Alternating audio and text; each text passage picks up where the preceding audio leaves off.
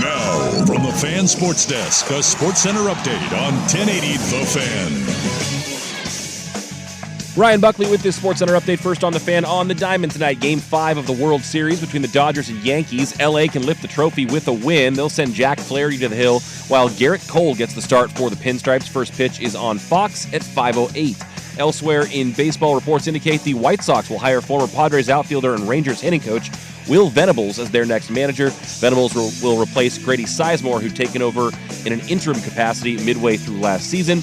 On the hardwood, the Blazers make their first ever trip to the Clippers' new Intuit Dome. Shaden Sharp, Matisse Thybulle, and Robert Williams have all been ruled out for Portland this evening. Tip-off for that one at 7:30. The Clippers are favored by 7.5. And on the pitch, the Portland Timbers have signed midfielder Diego Chara to a one-year contract extension through 2025 with a club option for 2026. More sports scores and stories in 30 minutes. I'm Ryan Buckley at the 1080 The Fan Sports Desk. Listen live or on demand on the Odyssey app, the Fan's desktop player, or tell your smart speaker to play 1080 The Fan.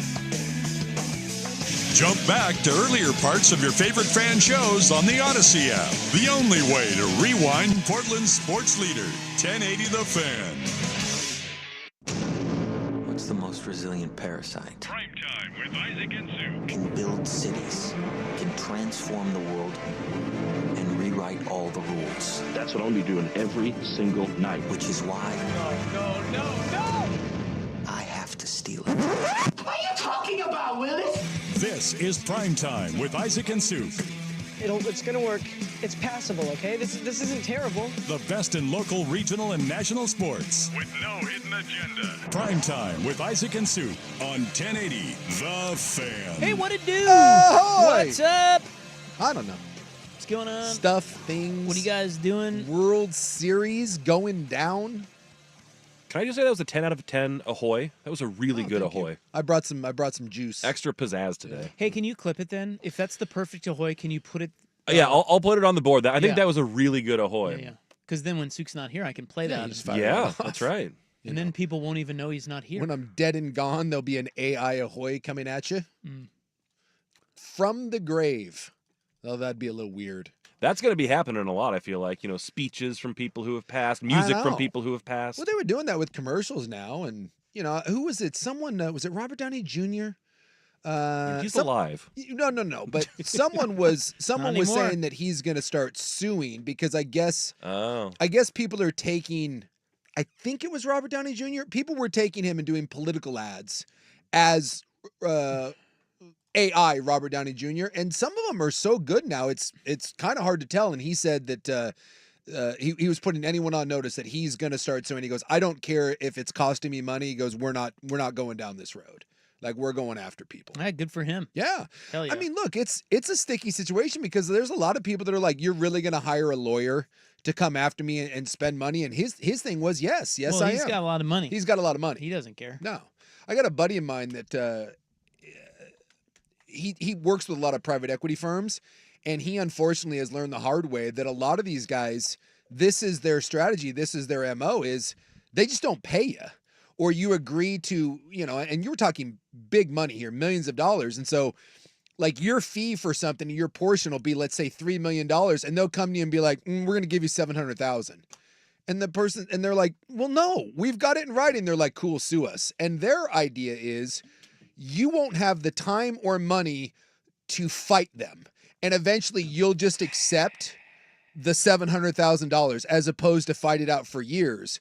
And so this is kind of become his thing, is he does have the money and he's got the time and he fights them. And not only does he win, but he wins attorney fees and all this other stuff. But he goes, it takes years.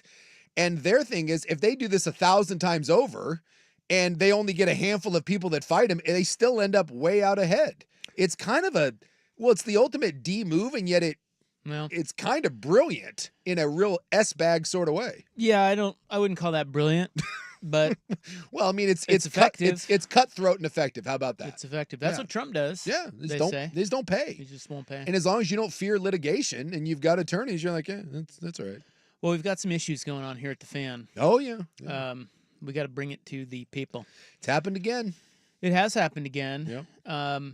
We are, And there's a possible cover-up going on. Can we state that? a couple of them. Yeah, I feel like something may be going down. We moved from the South Waterfront over to northwest Portland. You know, guys, we're in Slabtown now. Yes. That's where we sit Yes. as we broadcast to you. What did we say? Under the in the shadows of the 405 bridge. Yes, we're the I the think. trolls of the Portland radio scene, living under the bridge. What is your favorite radio Trolls station? of the Metropolitus. Yes. That's what we do. We Now- watch under the Metropolitus. Our new Guardians. place here, our old place was under lock and key. Yeah. And so is the new place. But what I will tell you about our new place is, you know, COVID and economy and It's thinned out. things. We've basically fired everyone. We have 20, maybe 30 people that work here, There's not many. and there used to be 125. Yes. Okay, so we have thinned the herd. Mhm. So there's only so many suspects. Yes. And at this point, everyone is a suspect. Okay, including myself. Yeah. Because there is tape. Yeah, there's reckoning coming. There's tape. I mean, Yeah. this stuff's all on camera, so we can go back. We have If anyone would recall there's tape here, it would be me. Yeah. Well, don't worry, Buckley. Believe me, you know who I I'm bet my name came up. You know who I'm pointing the finger at. And I'm telling you, I think there's a devious reason Well- why I'm pointing the finger at you. So here's what happened. Souk lent his travel golf bag Yes. to Joe Fisher. Yeah, I've done it several times. Joe is now in a hot and heavy, purely sexual relationship with my gal's best friend. Whoa. Therefore, Careful. Yeah. me and Joe are in some sort of weird bromance thing happening to where he feels comfortable asking me to use my golf travel bag. And because Well, better you than me. well, I know, and it's a little weird, but because he's doing horrible things to my gal's best friend, I feel obligated to lend him my golf bag. And I've done this several times, and it's been returned, no problems, until recently. The plot has Yeah, thickened. so I saw it over there. Yeah. There's a little kind of wall behind our studio. Yeah. And no one goes back there, but he put it back there. Yeah, and he's done that before, and then it's like I'll one of these days I'll bring it back. And you can see it Yeah. if you come all the way over to our studio, just sitting there. Yeah. And I noticed that it had been there, maybe the last week or two. Yeah.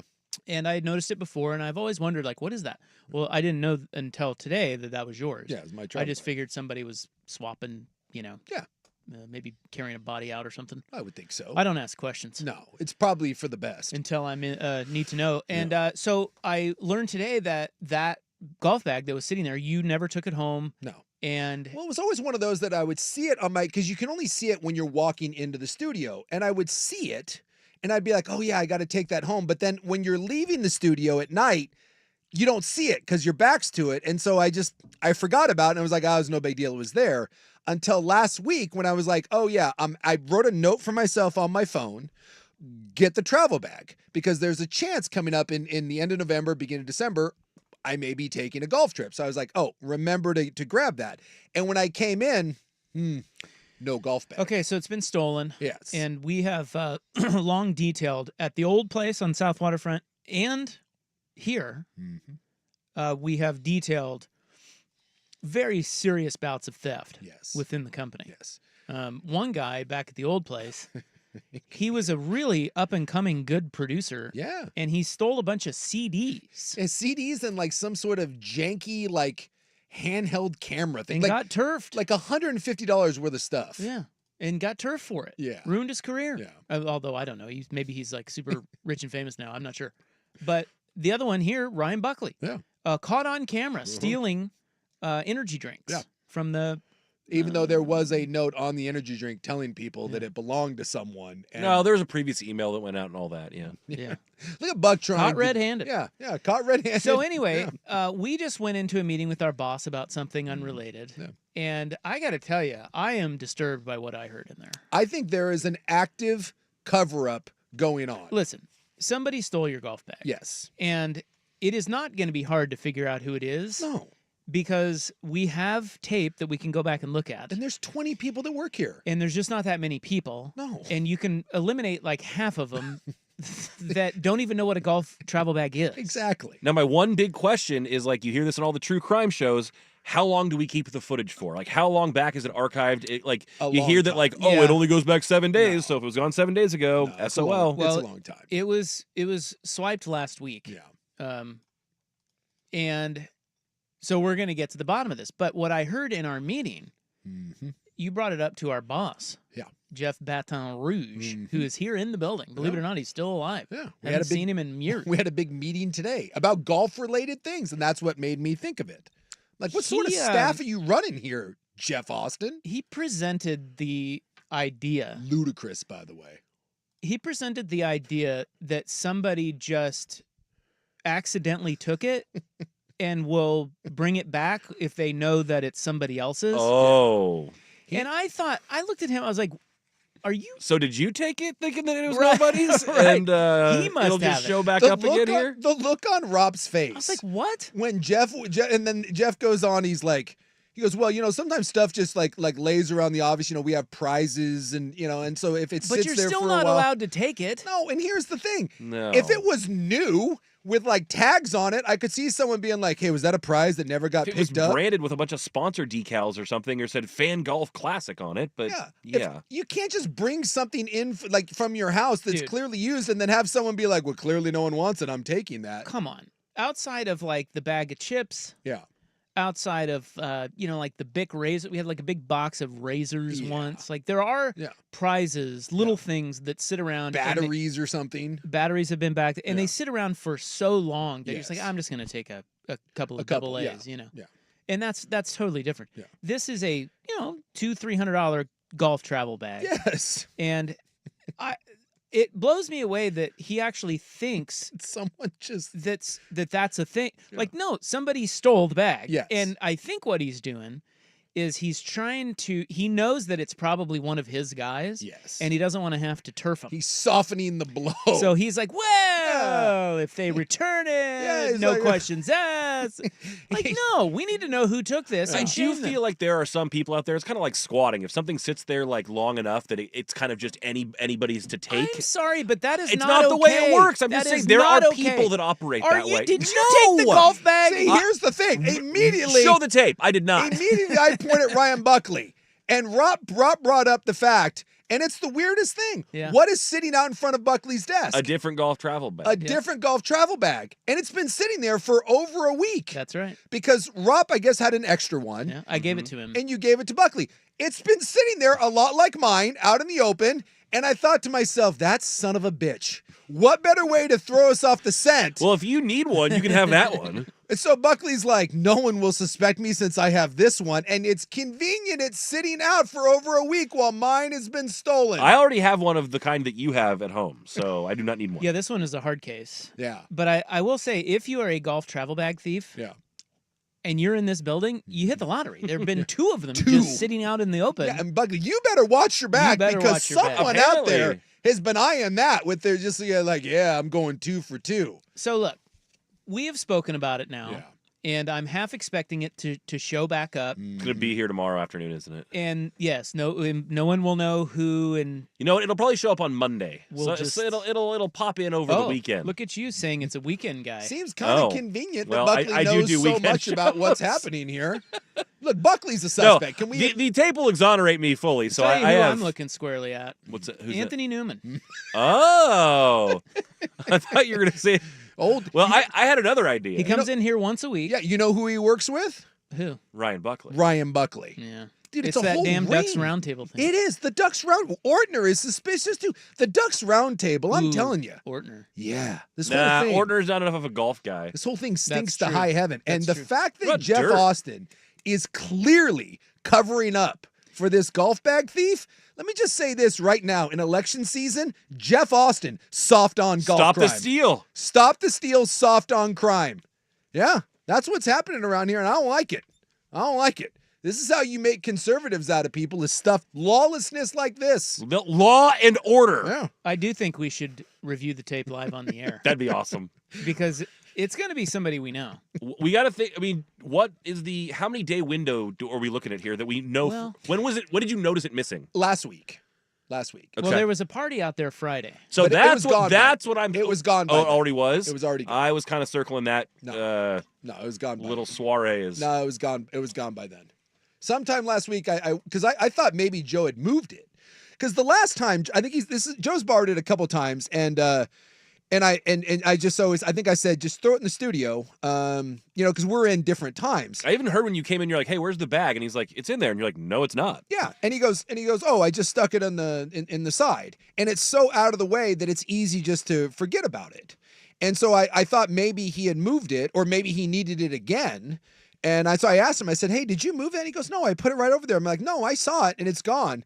And then Joe was like, and I felt bad because Joe felt bad. And I said, dude, not your fault. You didn't do anything. You stuck it over there. No big deal. I don't want Joe to feel bad about it. I had no problem loaning it to him. I just didn't expect anyone to snipe a golf travel bag. And now I feel a bit foolish because Rob locks his computer, his tablet, and his headphones and everything for the show. He locks them in we have like a little locker situation over in the bathroom.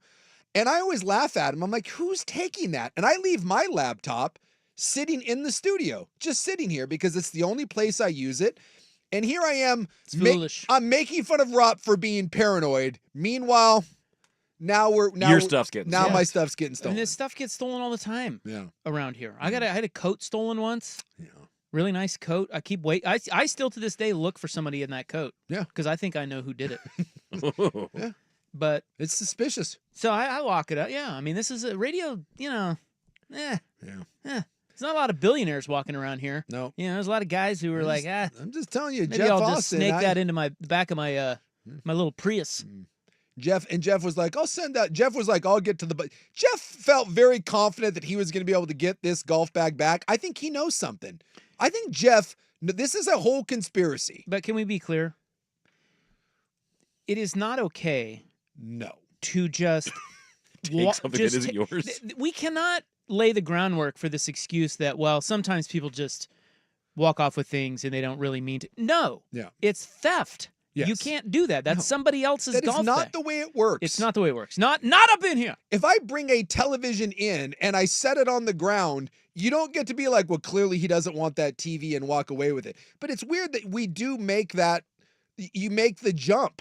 You're like, well, I don't know. Why else would it be laying there if no one wants it? Well, that's not you to decide. That's not yours. We're gonna to decide. We got to go get to Joey back there. Yeah, and he's the one that can go back to. Is he here today? Is he here now? I don't know. Unless someone has the guts to come in and just be like, yeah, man, sorry, I took it. You know what? I would appreciate that. Well, they will, and they'll say, because we're gonna get them on the tape. Yeah.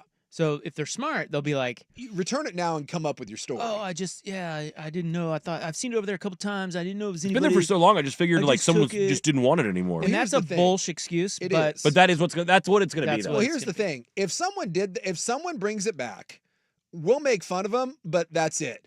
But if we have to catch someone on film and they deny they're taking it, I'm gonna be pissed. Because that means that you stole it and you're being a real rat bastard about it, and you don't have the balls to bring it back and be like, oops, sorry. Look, people have been fired for less. Yeah. RJ says my suspect is Kurt Ledwig. He gave it away to a client after another drunken luncheon. Unbelievable. That's he had to deliver call. on a promise he couldn't keep. And somebody else is pointing the finger at Kim, our GM. Now she's leaving. Yeah. Although she is HR, she can't get caught. Kim was pretty excited because she likes reviewing tape. Kim was very excited about the prospect of going through the tape. This will be fun. Yeah. Somebody else says, what I've learned is 1080 studios and offices are like the film Death Sport. It's a no-holds-barred survival game. Apparently. That it is. And here's the thing. You would think of all people that would be wary of that, it'd be me, but I'm very trusting. I want to believe you're just asking that my coworkers are not going to be sons of bitches. I don't. I got a coat on that thing and everything. You ain't taking my crap. Get out of here with that. No. It's just it's disappointing. I was disappointed today in Jeff Austin for making excuses, and Buckley for probably stealing my golf bag. Someone said label your lunch. I would be stupid to say it wasn't me at this point if the tape is clearly going to say it's me. That is true. It wasn't me. I don't think it was Buckley. I don't have your golf bag. Label your lunch. If the name Suka Rap is on it, it never gets touched. That, again. Shouldn't have to. You guys, that's not the point. It's not. And there's a difference between someone taking a leftover sandwich maybe in the fridge. I can see if you or a $2 energy drink. Yeah, a $2 energy drink. I'm sorry. There's a difference between that and a travel bag. There just is. Yeah, Buck still has a job because that thing only costs $2. Exactly. This guy. And I replaced those Monster Energies fourfold for Adam. Yes, you did. This guy may not survive. Which is, again, If a sandwich is in the fridge for 2 to 3 days, I get it. You want to take that sandwich, no one's going to be bent out of shape. You do not get to take the travel bag because it's been sitting by the studio. The Fan may have an opening real soon.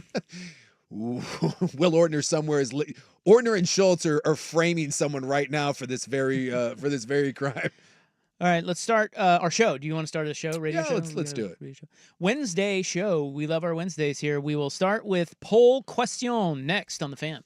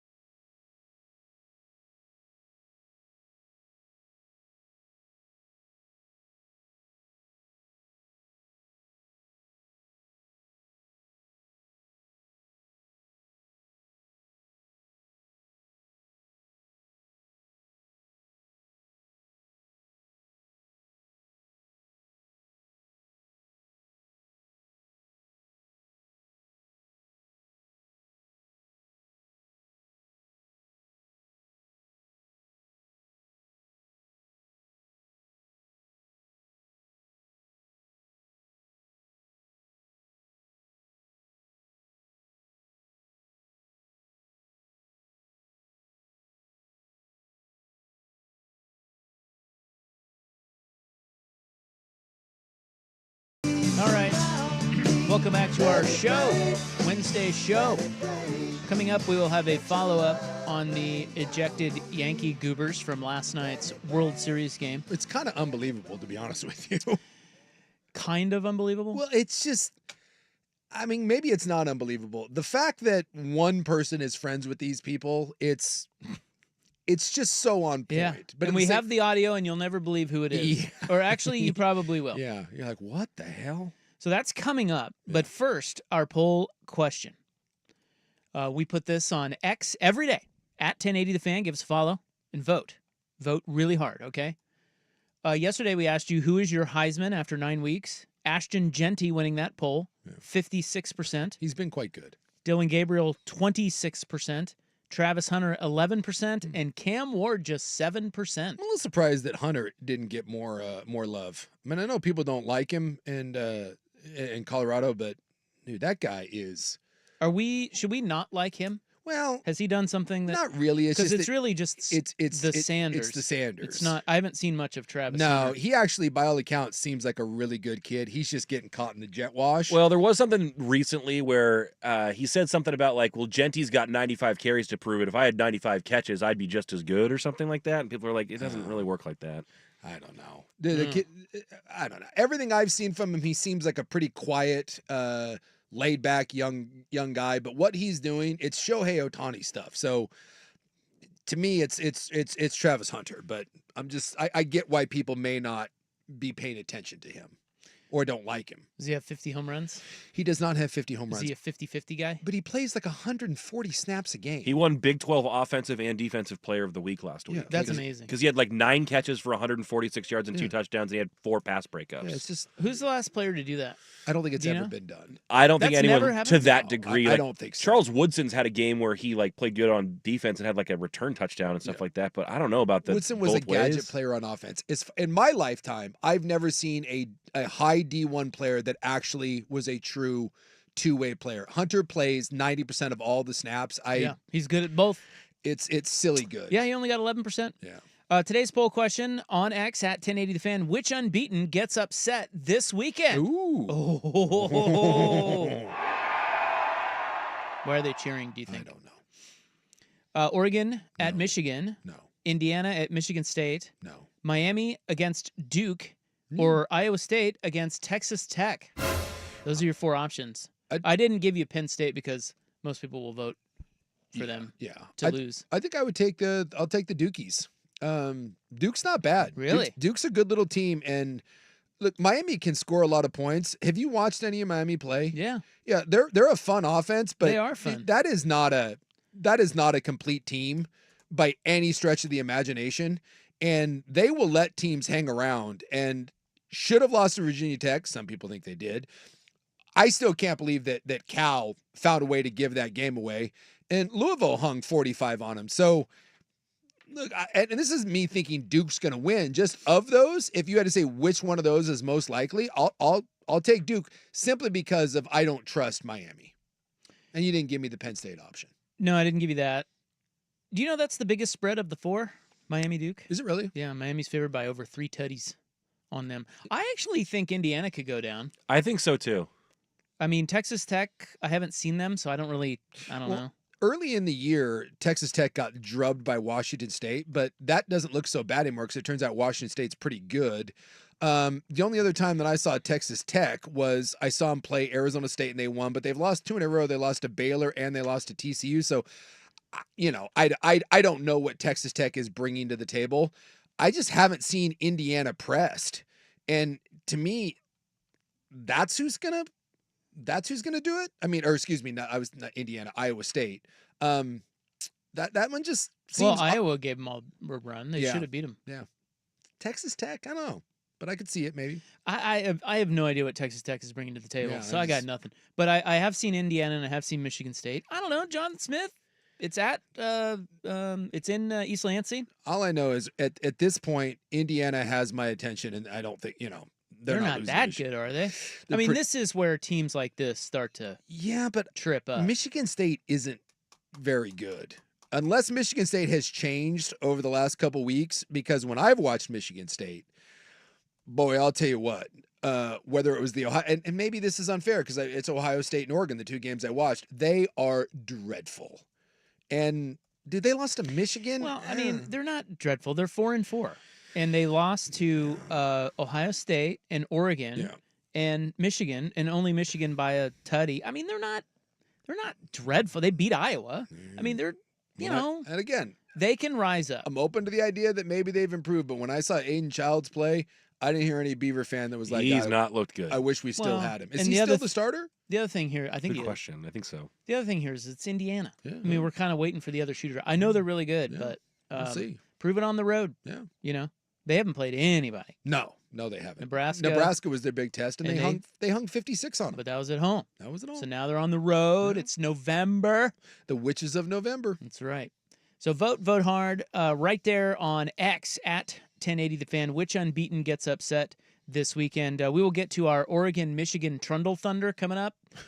That's fantastic. We didn't have time here, but I don't think many people think Oregon is going down. I don't think so. But I don't know. Certainly We need to talk about it. Certainly doesn't feel very concernicus. You know what? I'm going to cook on your grill. Yeah, he's going to get. Well, you know what Lanning's doing? You know, we're not getting him on this week. No. Because they're traveling tomorrow. And he is teeing up the primetime jinx. Oh, boy.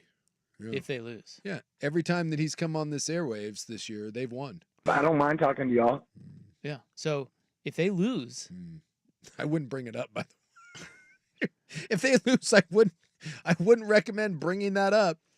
Well, wouldn't we be obligated to? I think we have to. Yeah. Look, somebody has to have courage around here. It's clearly not you. How would that conversation go? Well, you ducked us, Coach. You ducked us. Well, you're busy and all that, but can you stab someone in the face with a soldering iron through the phone? Is that possible? We are not to be ducked. No. Now, if they win, then it's fine. doesn't really matter. Duck us all but they've teed it up. Yeah. They've teed it up, Jace. They lose to a team that can't throw the ball from me to you. They got bigger problems. So we'll get to that coming up, but let's give you a follow-up on the Yankee fans that were ejected last night. Got a little info on that. And guess who was friends with one of them? That's next. Here's Buck. Now, from the Fan Sports Desk, a Sports Center update on 1080 The Fan. Brian Buckley with this Sports Center update. First on the Fan on the diamond tonight. Game 5 of the World Series between the Dodgers and the Yankees. LA can lift the trophy with a win. They will send Jack Flaherty to the hill, while the Yankees give Garrett Cole the ball. First pitch is at 5:08 over on Fox. Elsewhere in baseball, reports indicate the White Sox will hire former Padres outfielder and Rangers hitting coach Will Venables as their next manager.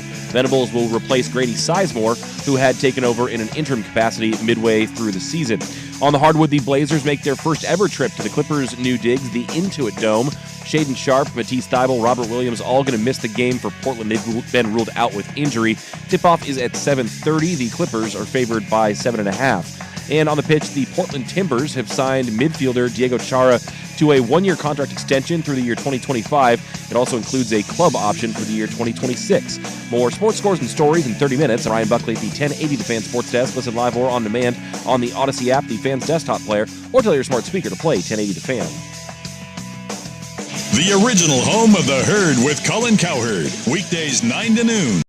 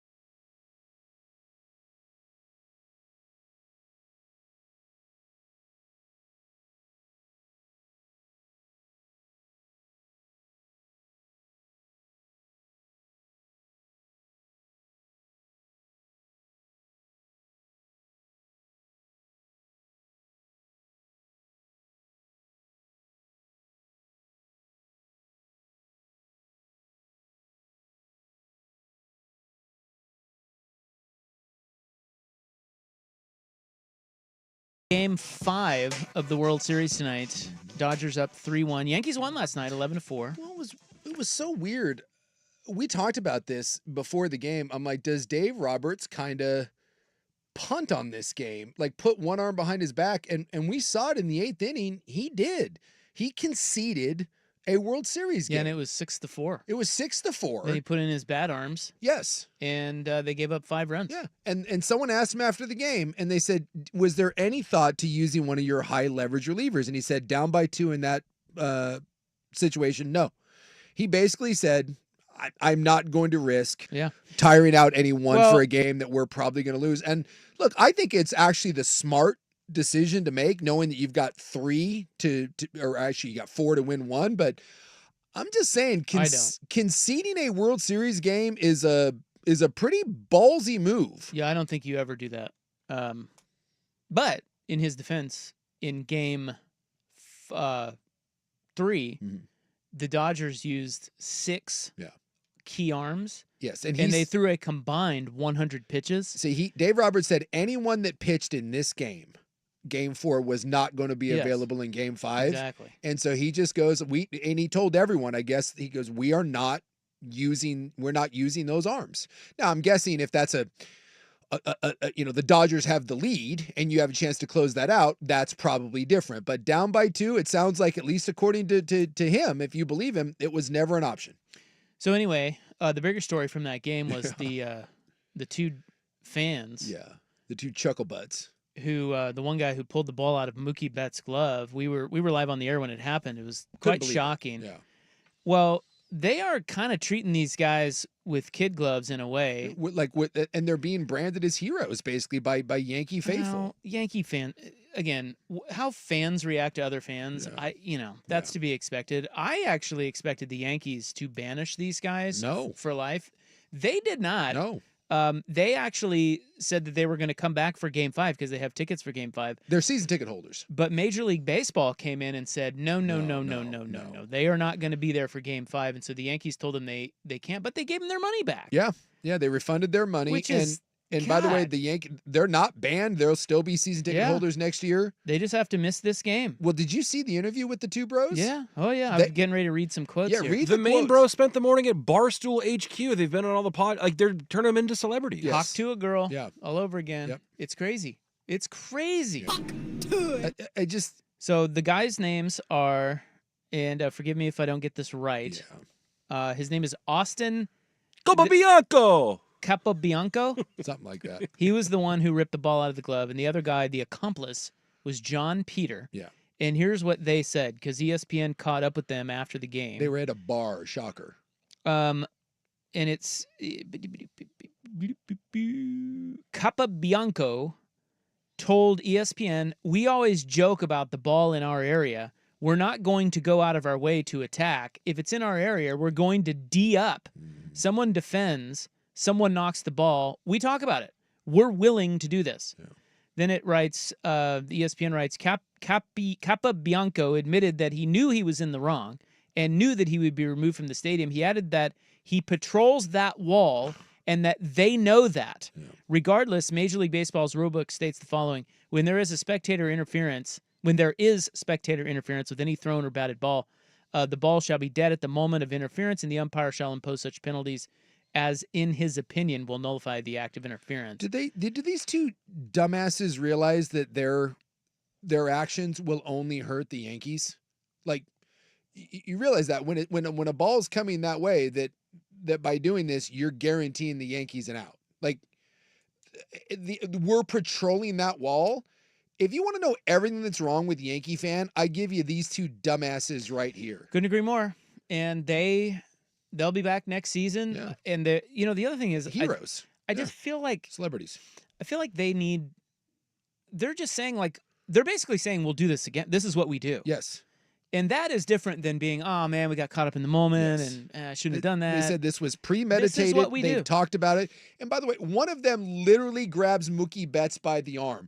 In what world are you allowed to reach out and grab a player. That guy should never come back to any Major League Baseball game. No. I mean, like, And if I'm the not trying to Yankees- be like all Pollyanna And they about gave it, him but his money They back. gave him his money back. I just think that's unbelievable. I And would- Betts was pissed, and I was looking for his quotes, but he didn't. He punted on it. Yeah, he after said the we game. lost the game. He's like, it whatever. doesn't matter. I'm moving on. But he was livid. And we have audio. Yeah. Do you like radio audio? Yeah, I love sports audio. Okay, so I don't know who this gal is. Do we know who this gal is? this is Kay Adams. Yeah, Kay Adams. she does an NFL show called Up and Adams. Yeah. She was on NFL Network for a while now. I think she's part of the FanDuel Network, something like that. Okay. She's got a show, and she had Rob Gronkowski on there. Yeah. She's a hot. And here is Oh, what here is how, because they were talking about this and the fans, the Mookie Betts thing, and here is what Gronk said. What we're seeing here. This is actually the first time I'm seeing this live. And here's a little fun fact. not That live. guy right there grabbing Mookie Betts' glove Don't tell me you know was him. my friend in college. Gronk, stop Guy it was on the right ice- now. He was on the ice hockey team, the club Arizona Wildcats team, ice hockey team. And let me tell you, the whole hockey team, they were absolute maniacs. They were undescribable, just how wild Animals? these guys, animals, yes, how wild these guys were. Him doing that represents him very well. I mean, he is all in for his teams. He is all in for the Yankees. I remember him talking about the Yankees all the time, how he loves them so much. And that describes him perfectly, just doing whatever it takes to help his team out. But Are he's you a wa- beauty. okay, that- He is a beauty. Okay, And I hold just on. want to say congratulations. Congratulations! For shining when your moment came. Yeah. See, It's pathetic. and They're going to get made into yeah, social media stars because of opinions like that Yes. from meatheads like Gronk. What happens when you grab a player and then Mookie Betts punches one of them in the face because he's being grabbed? What happens when Mookie Betts gets his wrist broken because someone won't let go of his glove and it's awkwardly extended over a wall? Like, and the Yankees were literally like, you can come back for game 5. Major League Baseball had to step in. Someone with the Yankees needs to pull their head out of their ass and not let these guys back in. I'm trying to think of any situation where a fan reaches out and physically grabs a player and nothing is done to him. And then after the fact, brags about it, says, I've thought about doing it. We've talked about doing it and I will do it again, and says, I patrol that wall. Are you kidding me? Yeah, and you're you on wonder why patrol, we pal. hate New York and New York Yankee fans. All right. And by the way, Gronk, what an ass clown. Gronka doubled down with a tweet that said Austin was a college friend, very passionate about the teams he represents, will do anything for them. A menace, wild boy as well. Yeah, He is the person that undoubtedly would say he would do that and then actually do it. Maniac status since college has been confirmed. You know- Why is that a positive thing? Well, because this is what bros and meatheads like these guys. This is what they glorify. By the way, make no mistake, you and I both know this, and most of our guys listening know this. When freaking Rob Gronkowski is calling you an animal, dude, That's something. you're an animal. Yeah. I'm sure that guy has done some stuff. And seen some University of stuff. Arizona Club Ice Hockey? Yeah. Oh boy, he's got some stories. We know this guy, and he's a douchebag. And there's just a lot of guys like this in and around sports, and it sucks that they're being treated so positively. I think it's bizarre.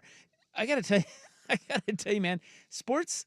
Yeah, I hate to sound like the old guy, but look at my hair. I'm gray. I'm almost 50. Sports are starting to get to me for things like this. Like, what world are we living in? I don't know. You know, like some of this stuff just really drives me crazy. Like the one thing that's gotten to me lately, as we've talked about, is coaches.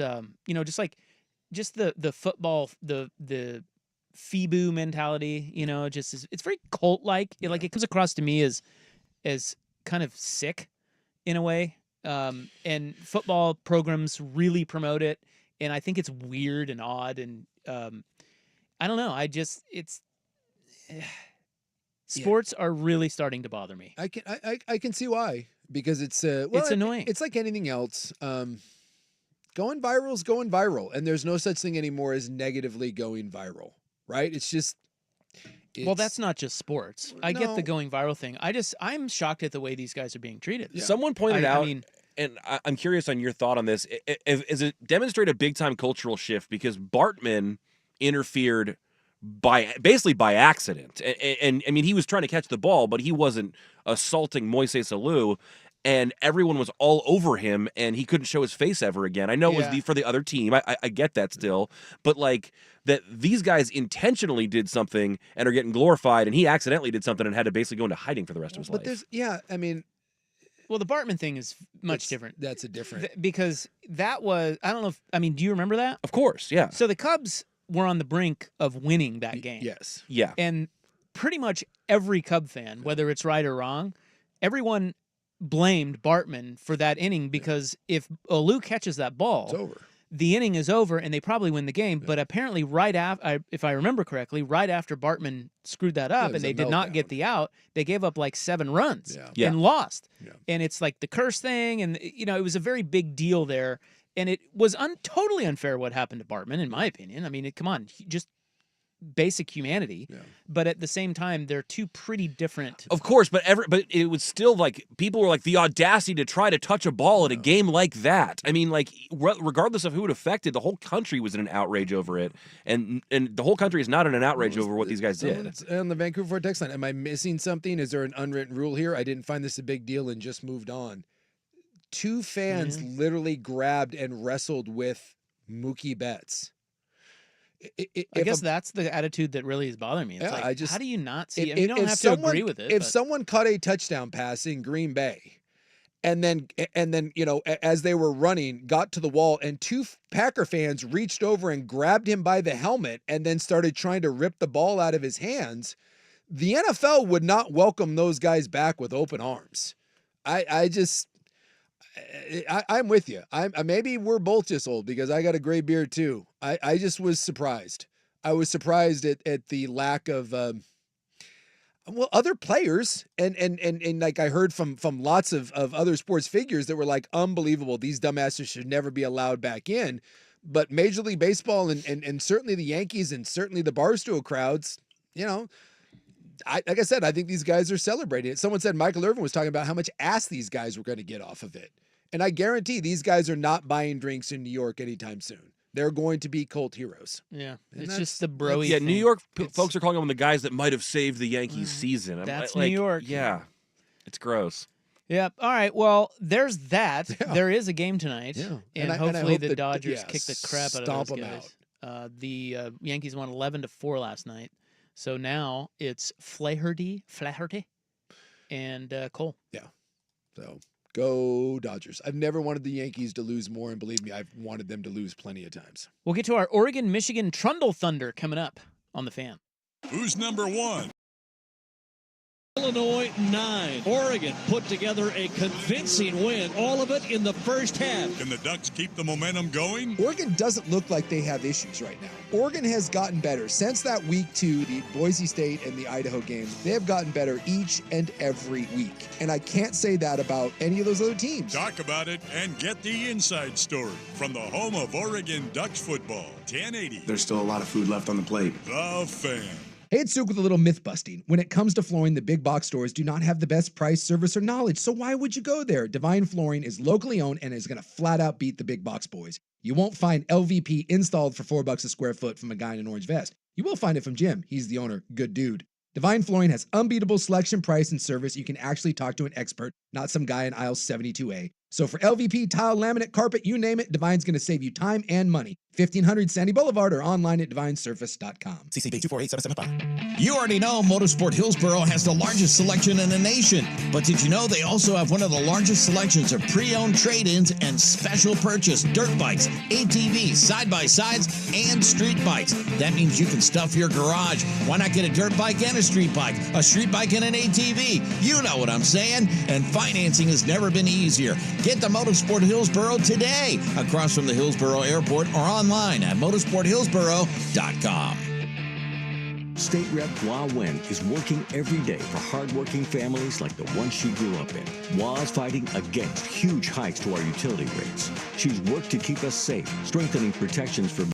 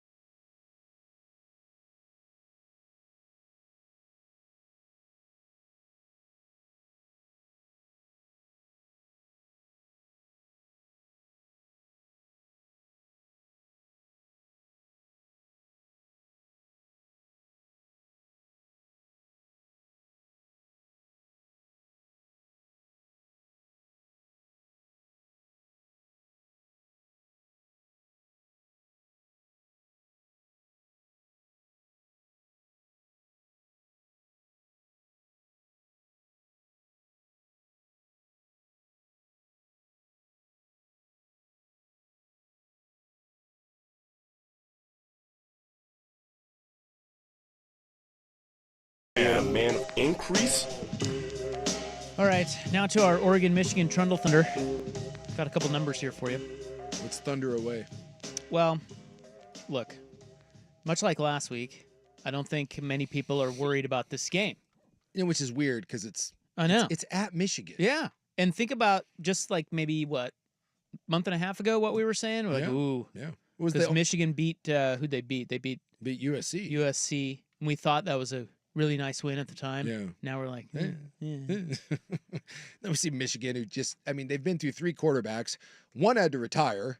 One of them is just a stiff, and the other one can't throw. It's like, and I think they're back to the first guy. I think they're back to Warren, who was the original starter who sucks. So Davis Warren. Yeah. And then the other guy runs, Orgy. Orgy.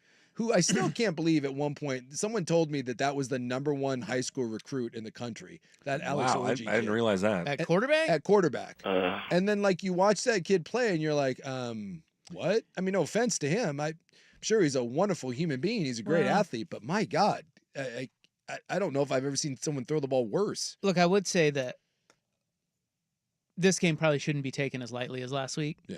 Because Michigan just overall has better talent than Illinois. Yeah, and they have a good and defense. this game's on the road. Yeah, so their defensive line, this is going to be a good test for Oregon's offensive front.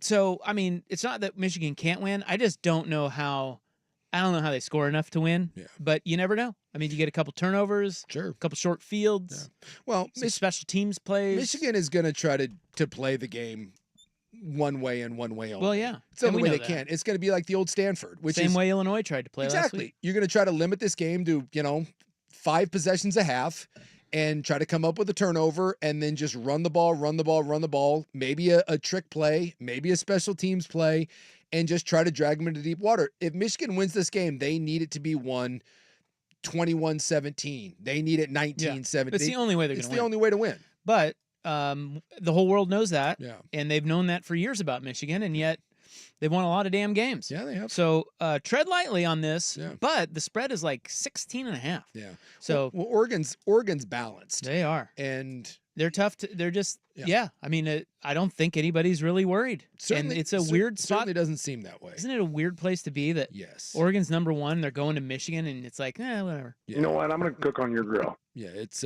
crazy. It's kind of strange. How far they've come. Michigan is a double-digit home dog for the 4th time since 1990.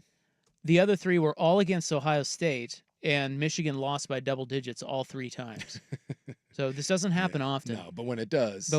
They're down. There's a reason they're double-digit dog, and they don't rise up. Well, you think about it, right? They've already lost 3 times. They should have lost 4. Still can't believe USC, beat them. They just, and then the win against Minnesota was a field goal win. It's not a very good Michigan team right now. They lost all that to the NFL. They lost their head coach, and they just don't have an offense to speak of. So this is one of those games where it's Michigan, and you have to respect it because overall there's talent there, and it's a tough environment to play, and there's uniforms, and it's the name on the helmet. But if you took that off and you just stripped away and you played black versus white jerseys, right? And you watched Michigan play, there would be nothing about Michigan that would particularly scare you about this football game. Well, we were talking about this earlier in the week, but the Big Ten, while I think top to bottom tougher than the Pac-12, these teams like Michigan, Iowa to some extent, Illinois certainly last week, these teams that don't have high-powered offenses, that just, have good cultures and big boys up front and what's the old saying, 3 yards in a cloud of dust or something? Yep. They're not teams that you feel real worried about being upset by. Yeah. Whereas the old Pac-12, it's odd because I think the Big Ten is better than the Pac-12. Yeah. All the Pac-12 teams are struggling outside of Oregon. Yep. In new leagues. But, not Washington State. Oregon and Washington State. But Colorado's doing okay. 8 of the 12, yeah. So if you say Colorado, Arizona State, Oregon, Washington State, the other 8, I mean, what's going on? Not a whole lot. So they've left the Pac-12 and they're not having a lot of success. Now Oregon's built different and they're just that talented, but it's almost like they would be more upset prone in the Pac-12 because in the Pac-12, score. There's at least high-powered offenses. These teams, like just on paper, the Michigans and the Iowas and these teams that are built this way, they don't scare you any more than the bottom feeders of the Pac-12 because they just have no offense. Yeah. But if you played USC, you know you're better than USC. But you'd be like, oh, yeah, it kind of scares USC you because could score. They got a pretty good quarterback, you know. Around. So, well, there's something about the Big Ten that just the way Oregon is built this year, they're not going to stumble against these teams like this. No, because I don't think they're going to get pushed around. Because look, Michigan still has two really good backs in Mullins and Edwards. They have an NFL tight end in Loveland, but you don't have anyone that can get you the ball, and you can play an 8-man front. You just can, and you've got good corners if you're Oregon. So play man on the outside and dare someone to throw the ball against you at Michigan. And then on the defensive side of the ball, Graham's good. Who is it? Josiah Stewart, their edge rusher. Will Johnson, who's an NFL corner, although he's kind of had an up and down year. So like there's good players over there, but it feels like there's good players in spots, and it feels like Oregon just has good players and depth across the board. And we know no matter what realm of football you're playing, when you don't have a quarterback, it's hard to win and it's hard to be consistent. And as long as Dylan Gabriel's back there, against teams like this, like you said, it just doesn't scare me. Trust that much. them. Yeah. All right, I've got more Trundle Thunder. You know, Dan Lanning's got some pretty good road numbers. I don't know if you know that. No, I have not paid attention to the road numbers. Why not? You're a sports guy. It's only been a year. Come on, man. Well, You ever see a cheetah stretch? He's going to cook on people's grills. You know what? I'm going to cook on your grill. This is year 3, bro. Well, he hasn't lost many games, so I think he has probably good numbers across the Yeah, board. 5 losses. Yeah. Well, he doesn't have good numbers against Washington. That's true. Tell you that, bro. That's a valid 3 point. of those 5 against the UW. My UW dogs. That's right. They cooked on his grill and their own. 3 times. Yeah. They cooked on all the grills. They did. They've cooked everywhere. They hibachied it, is what They're they did. eating the dogs. Something tells me that won't be the case in a couple of weeks. More on this next on The Fan.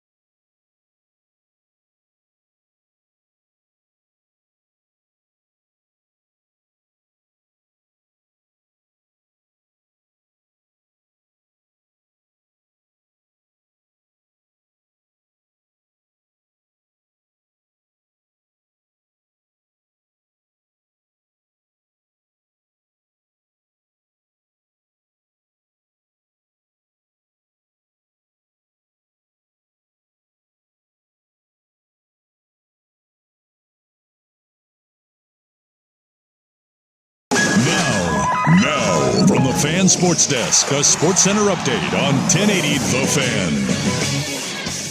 Ryan Buckley with this Sports Center update. First on The Fan, Game 5 of the World Series tonight between the Dodgers and the Yankees will get underway in about an hour. Los Angeles can lift the trophy with a win. They will send Jack Flaherty to the hill while Garrett Cole takes the mound for the Pinstripes. First pitch is at 5:08 over on Fox. Elsewhere in baseball, reports indicate the 121-loss White Sox will hire former Padres outfielder and Rangers hitting coach Will Venables as their next manager. Venables will replace Grady Sizemore, who had taken over in an interim capacity midway through the season. On the hardwood, the Blazers make their first ever trip to the Clippers' new Intuit Dome tonight. Shaden Sharp, Matisse Thybulle, Robert Williams all out with injury for Portland. Tip-off is at 7:30. The Clippers favored by 7.5. And on the pitch, the Portland Timbers have signed midfielder Diego Chara to a one-year contract extension through the year 2025 with a club option for 2026. More sports scores and stories in 30 minutes. I'm Ryan Buckley at the 1080 The Fan Sports Desk. Listen live or on demand on the Odyssey app, the Fan's desktop player, or tell your smart speaker to play 1080 The Fan. The Fan is live on YouTube and Twitch. And now, Window Nation brings you on-demand videos. Watch Window Nation's window into 1080 The Fan.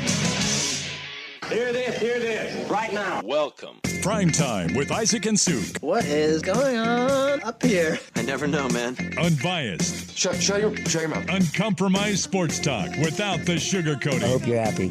You wasted everyone's life for 30 seconds. Isaac Rupp and Jason Sukanik. Now shut up and let me do my job. The best in sports coverage. This is gonna be great. This is Primetime with Isaac and Suk on 1080 The Fan. All right. Welcome back. We're gearing up for the World Series. I have a question about the pre- and post-game show in a moment. Sure.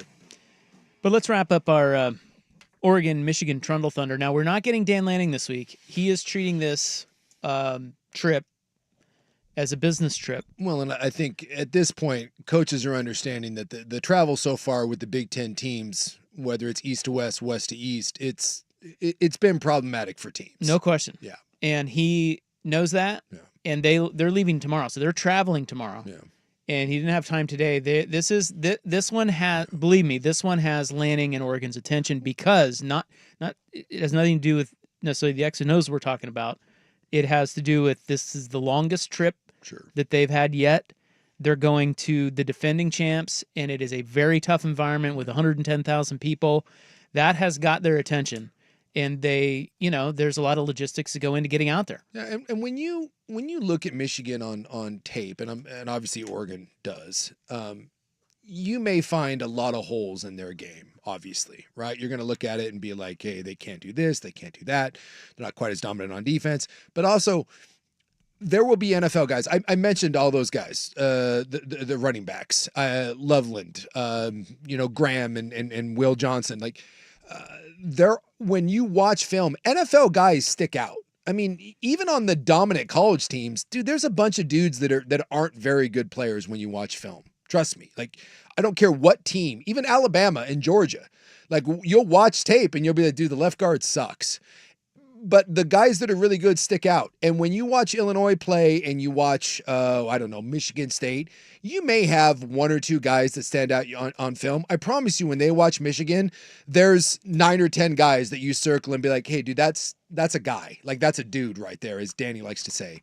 And so that's going to get coaches' attention. Even the fact that Michigan is a 3-loss team, even though we watch them and we know they're not very good, the talent and the players alone will get your attention, let alone, as you said, the travel and the big house and all that goes into it. They will be buttoned up on this one. They will not overlook Michigan, I can assure you. Yeah, and Michigan, too, you think about them, it's like outside of the championship year, and even that, was it a really great offense? They've never really had a great offense. No. Almost never. No, they run the ball, play defense. Exactly, and they just ride their big boys, and that is a test. That is going to be a test. Sure. That's what they want to do. They want to hang around and hope you wear out late in the game. Yeah. So this is, I don't know, it shouldn't be taken lightly, and I know the Ducks are not taking it lightly. That said, on the Vancouver Ford text line, Deal is in with a great point. And he says, if you take away the Georgia, Oregon State, and Washington losses from Dan Lanning, and you give him Nick Saban's 7 national titles, Lanning has never lost and has 7 national titles. That is such a good point. So, think about that. Look, just build the statue now. I did have someone it's so weird sometimes, fans, because I said at the beginning of the year how much we liked Oregon, but that Lanning's never won anything. I'm like, to call him a top 3 or 4 coach in the country, I said he's never won anything. Someone messaged me the other day and was like, is Sue going to acknowledge that he said that Dan Lanning hadn't won anything, and now he's saying that they're going to win the Big Ten? Where's that talk about Lanning not having won anything? And I kind of sat there and I was like, oh my God, like these are the way people really think. Well, one, he still hasn't won anything other than he beat Ohio State. You kind of got to win. And you realize he did. And you realize that saying someone hasn't won anything, and then when they do win something, your opinion can change because, well, they went and won something. Fans are the best. The mental gymnastics are fantastic. And I will say with this Oregon team, you look at the rest of the schedule, I just have faith. I think Oregon will go undefeated this regular season. And then the Big Ten title game, whether that's Indiana, whether that's Penn State, whether that's Ohio State, that will go back to being a big boy slobber knocker. I just don't think you're going to see anything that's going to test you the way Ohio State did, unless you have one of those games for whatever reason, you're sloppy, turn the ball over, shoot yourself in the foot. Well, Deal was, of course, joking about the Nick Saban text, but he did say, take out Georgia, Lanning has only lost by a total of 13 points. Yeah, it's the only game that is true. Yeah, it's the only game they were thumped. So he's lost 5 games. Yeah. He's lost to Georgia, got hammered in his very first game. Yeah. He lost to Washington 3 times, and then he lost that Civil War game. Yeah, all by 1 scores. So Lanning, he is 11-0 straight up as a road favorite. That is the most in college football since 2022, most wins. He is 9-2 against the spread as a road favorite. In those 11 games, Oregon is winning by an average of 26 points per game. He is also 23-1 straight up as a double-digit favorite. And, of course, the one loss there being that Civil War game. Yeah.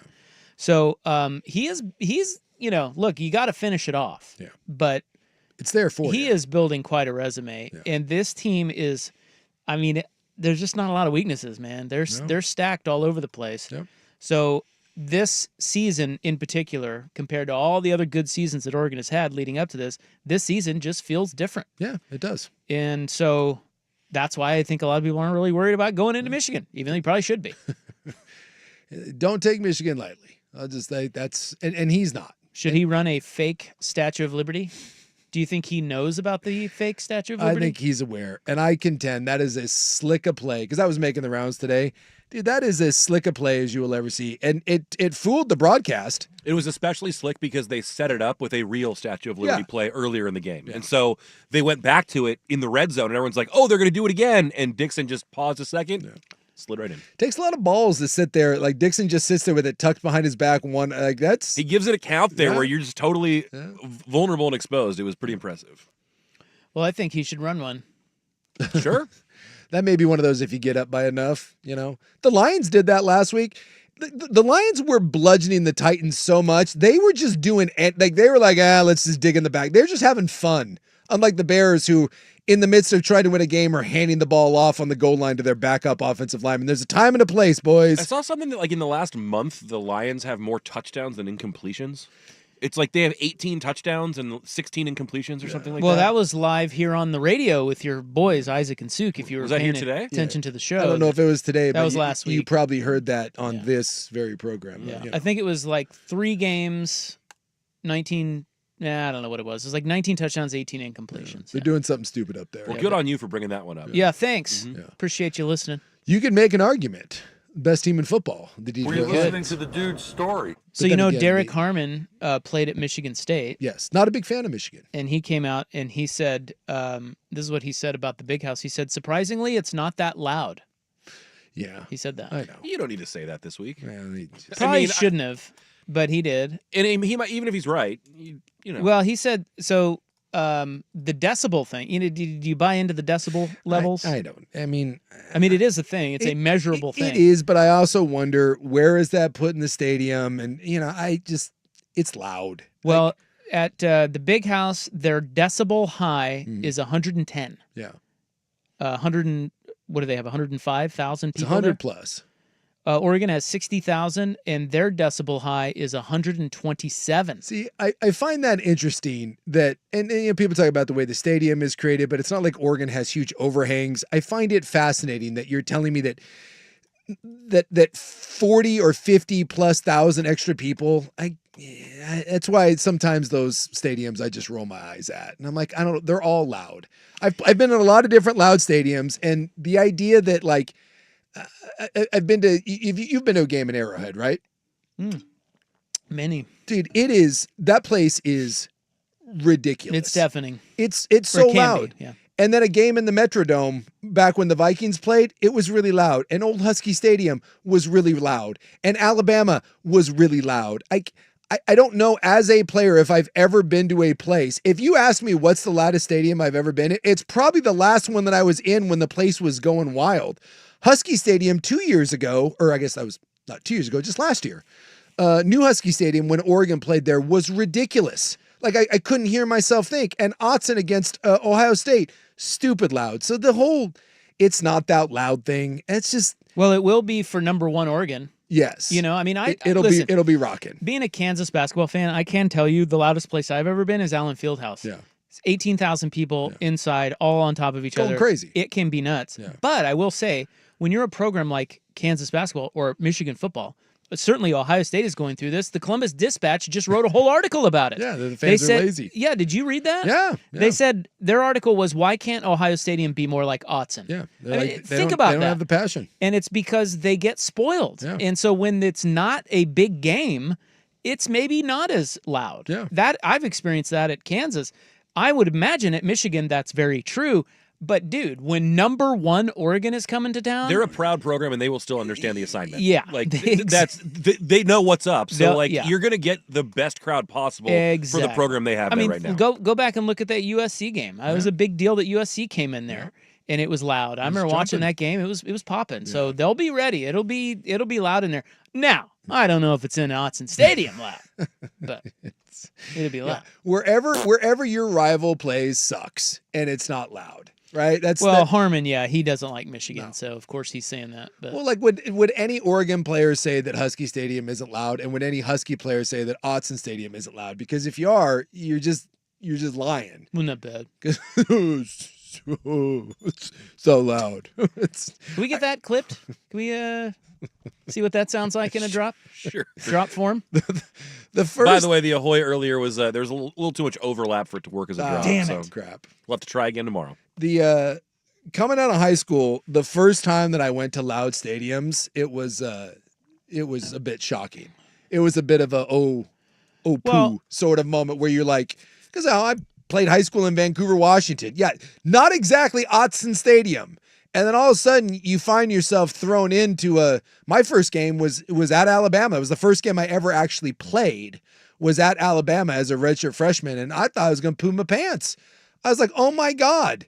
And then that year we also played at Old Husky Stadium. And it was the same thing where I wasn't aware that a stadium could get that loud. And then, you kind of learn to adjust. You've played in loud places, and loud is loud, and it sucks and it's hard. But I mean, all those environments are tough and they're loud. I wonder if is there anything to just the stadium structures? Like, sure.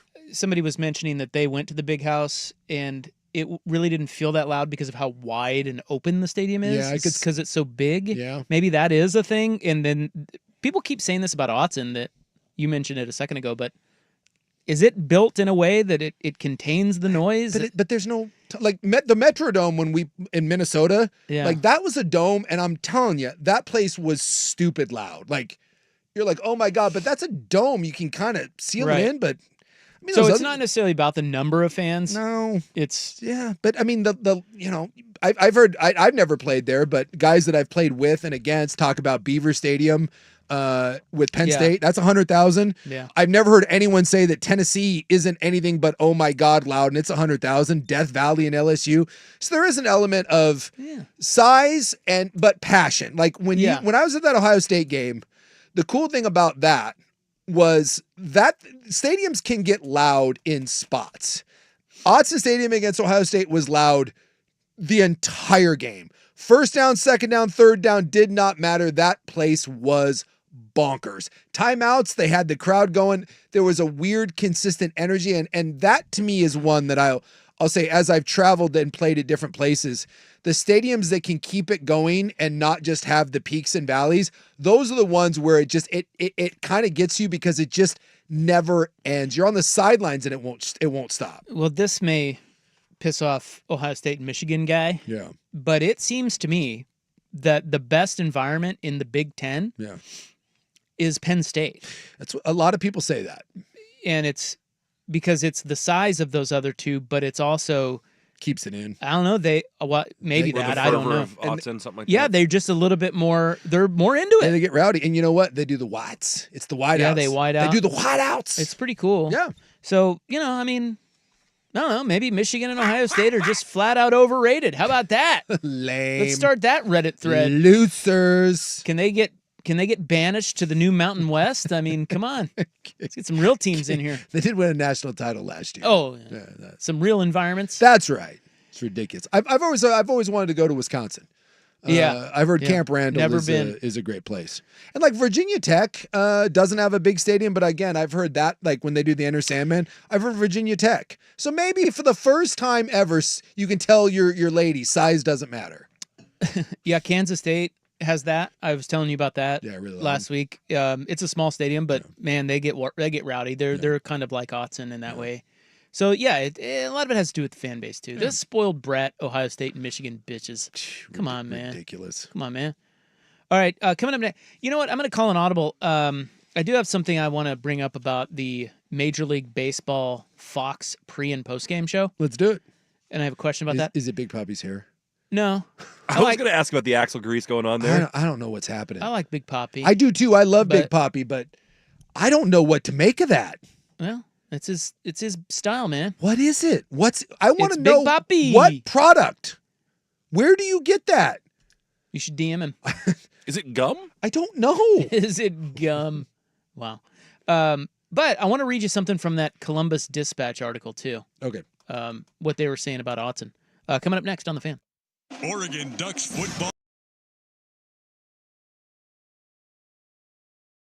Outside of the 15 on a juke, to the 10, to the 5. He got to the pylon. Touchdown, Tez Johnson. Pre-game, game action, and post-game coverage of the Ducks' first Big Ten season is brought to you by Coors Light, Pacific Office Automation, Mott's PDX, Unitas Community Credit Union, and by Zoom Care. The Ducks play here. 1080.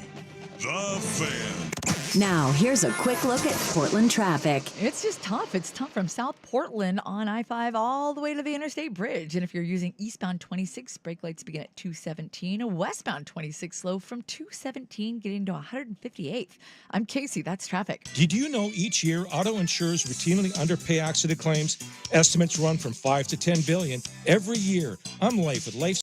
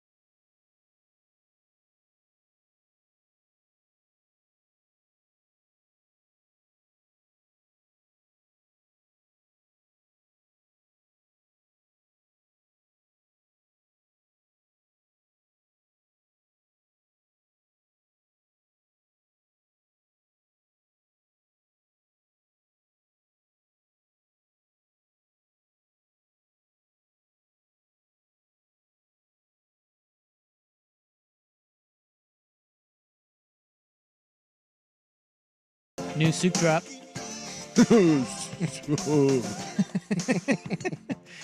Fantastic. Do it again.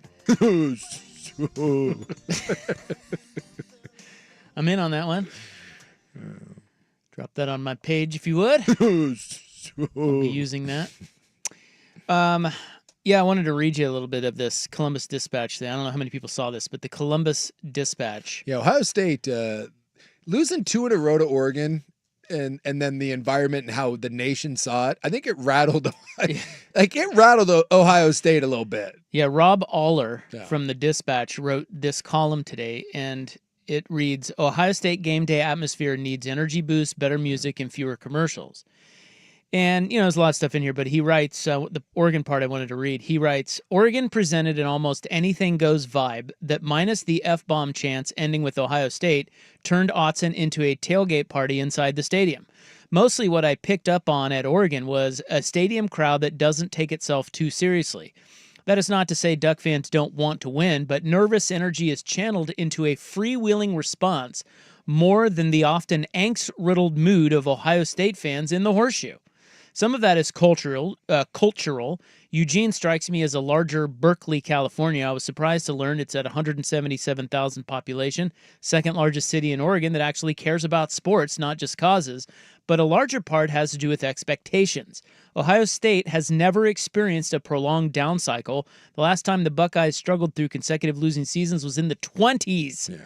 The unbroken line of success over generations has spoiled OSU fans into taking winning for granted. Thus, when games like Nebraska get tight, the crowds often are anxious and annoyed when they should be turning the Horseshoe into the horseshoe by screaming their optimism onto the field. I see what he did there. That's clever. Well, I think that's right. Yeah. I think that's exactly right. Sure. And that I just hope that Oregon never gets that. Yeah. Yeah. And I have heard over the years from some Duck fan that think that Autzen isn't as loud as it used to be, or it goes through ebbs and flows. And, you've heard some criticism that when it's not big games, but dude, I'll tell you what, anyone that was doubting that Oregon still had their fastball, see Ohio State. And the same thing with Husky Stadium. You know how many, my dear friend is a diehard Husky fan. He went there, wife went there, kid went there, bleeds purple. And he even said it, that new Husky Stadium was not the same. And then after the Oregon game, they were like, we're back. And it was like, well, was it not the same as the old one, or were you not that good? Yeah, exactly. Because all of a sudden when you're winning and playing for a national title and your rival comes there and you play one of the best games I've ever seen, it felt like old Husky Stadium. So it's twofold, right? You got to have the venue, you got to have passionate fans, and you got to give the fans a reason to get hyped. Now, the spoiled thing, that's an Ohio State thing. Nick Saban talked about that down at Alabama. He goes, my God, we need you to be in your seat, and we need you cheering. And you want to talk about a spoiled fan base, they're like, ho-hum. If it's not like a top 5 matchup, no one down there cares. Yeah. And so those are all real factors. Yeah, I'm hoping that doesn't happen to Oregon. Yeah. But, who was it? Was it Joey the other day that brought up that the chip teams brought a little bit of that? Absolutely. Because they were just kicking everybody's ass. Yep. Yeah, there's the expectation you're going to win everyone by 40, and there's no drama. And it's boring. Yeah.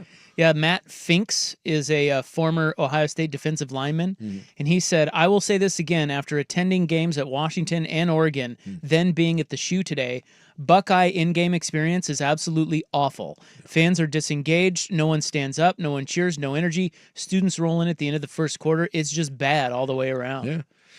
And this is the other one I'll say is in-game, what do you call the... In-game experience? In-game experience. I don't know who's in charge of that, like what department that is, but... It's usually game operations. Game operations. Game ops. The people that get it, you can immediately tell when someone is dialed in. When you go see a place, even in professional sports, there is an element to keeping a fan base engaged. And those that do it well, dude, that is worth its weight in gold. And you can go there and you can be entertained because so much of football is balanced. Remember what is how much actual game time there is? How much the game, like the ball is actually in plays? Dude, like it's like 15 minutes. Yeah, it's like 13. it's seriously, it's just it's stupid. It's low. less than a quarter of the game. And so you have to be able to keep people engaged, and little things, again, we'll just take what Oregon does, but even Oregon State, like with the chainsaw, right, on third down, where you get that the buzz, or it never rains at Autzen, or that's another Beaver first down, but the coming home, right, the Matt Kearney song, the shout in the fourth quarter, the pregame stuff that they do, with the motorcycle and all that, and the different video board stuff, and they're constantly doing stuff with the duck. All of that stuff keeps people engaged and lets, like, what would you say? The guy said they don't take themselves too seriously. It lets people know, hey, you're here to have a good time. It's okay. It's about having fun, not just getting wrapped up in the game. Yeah, there were a couple of Ohio State fans that were sitting behind us when we were at the game, and you could tell they were a little annoyed because some people in front were standing the entire time. And they're like, oh my God, can you sit down for 2 seconds? I need to see the field. I don't want to stand the entire game.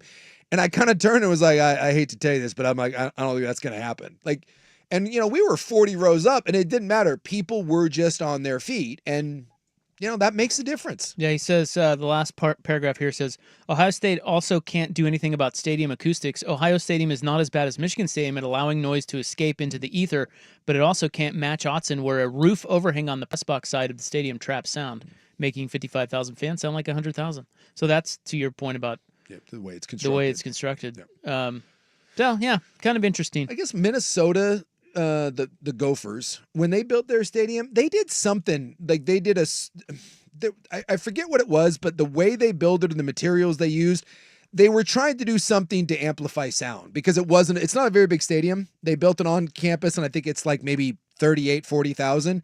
And I was reading a thing, and this is years ago, and supposedly it's a really cool stadium. It's outdoors, but Minnesota built it knowing that they're not going to have giant crowds, but they wanted it to be as loud as possible. And I guess that went into the thought of the construction of the stadium, which is a smart move. All right, we'll get to a little baseball. Well, it's the World Series.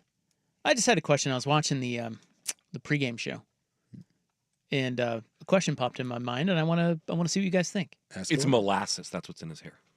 Molasses. Wait, are you being serious? No, just throwing out another idea. He fascinates me. I love Big Papi. Big Papi. Remember when he got shot? Oh, yeah. Yeah, so we'll have to get to that later. We'll do it next hour. Also, next hour, we've got the college football playoff bracket and what it would look like this week, and our running backs having a resurgence. But we must move on to In the News. Your noted newsman is here, and we don't just kill off people prematurely on this show. We kill off businesses, too. That's next. Here's Buck. Now, from the Fan Sports Desk, a Sports Center update on 1080 The Fan.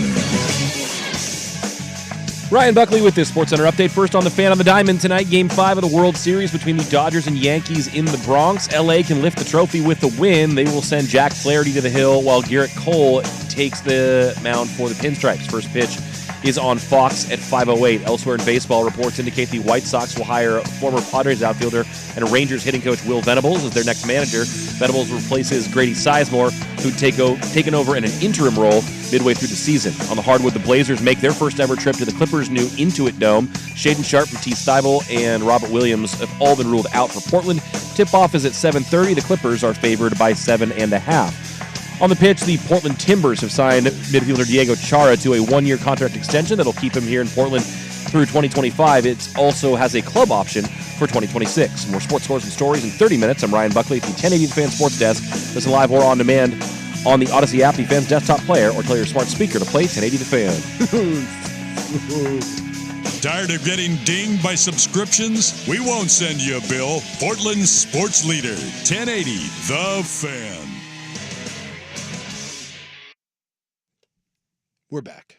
Because we have to tell you fine people, if you've been wronged, if you've been injured, if a crowd has treated you unkindly and you have suffered damage, emotional damage, Ohio State, you whiny little bitches. There's only one. What, can Ohio State call the Advocates? No. They wouldn't represent them. They wouldn't take that. They're ducks. I think Ken's a Ute. Actually, Ken is a Ute, and I think Donnie's actually a Husky. Oh my goodness. Isn't she? I thought she said she went to Washington. I know Ken's a Ute. I'm not certain, but don't hold it against him. Did you say Utes? The two Utes. Because they're great people, and more importantly, they're great. If you ever need an attorney, these are the people to call. They're good people. They're good at what they do, and quite frankly, they care and hate insurance companies like we do. Yeah, consultations are always free. There's no risk in calling to see whether they can help you. And then if they take you on, they don't get paid until you win. Yeah. They've built a reputation fighting insurance companies. Insurance companies hate them because they battle them. Ken and Donnie with that Ute grit and that husky grit. They're just tough. You love the term grit. So if you've been injured, you need more than a lawyer. You deserve an advocate. Call our friends, Ken and Donnie at The Advocates. Visit their website, advocateslaw.com. Need inspiration?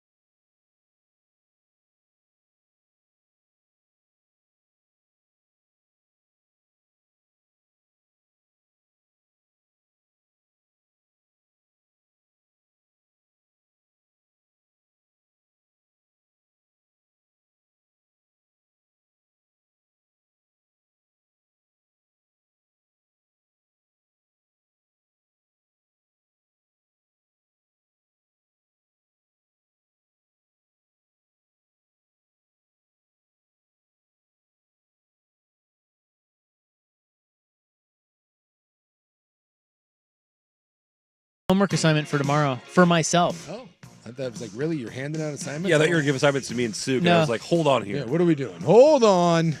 No, it's for me because I like looking this kind of thing up. Hold on, everybody. Someone texted the Vancouver Ford text line and said, I wonder when the last time a team beat both Ohio State and Michigan in the same season. It's a good question. It's a great question. And the quick Google search revealed a whole lot of nothing. So I think it's one of those you're going to have to go back manually. But they don't lose all that often. Yeah. You know, like they don't lose many games a year. So if you find both, if you tallied all the losses in the years they took place, you could probably figure it out. So I'm going to do that. I'm going to do that tomorrow. You know, well, my first... And I'll report back. My first inclination was you just got to find someone that won the Big Ten championship. Well, find one that wasn't Ohio State and exactly, Michigan. right? You go back and I know Penn State and Wisconsin have won, but what are the chances they beat them on the same? It would have to be that. It's going to be Penn State or Wisconsin. Right now, it is October 30, 2024. It is time for In the News. I'm your noted newsman. Hello. Thank you. Thank you so much. Please be seated, all of you. There's our new fun drop from Secanic today.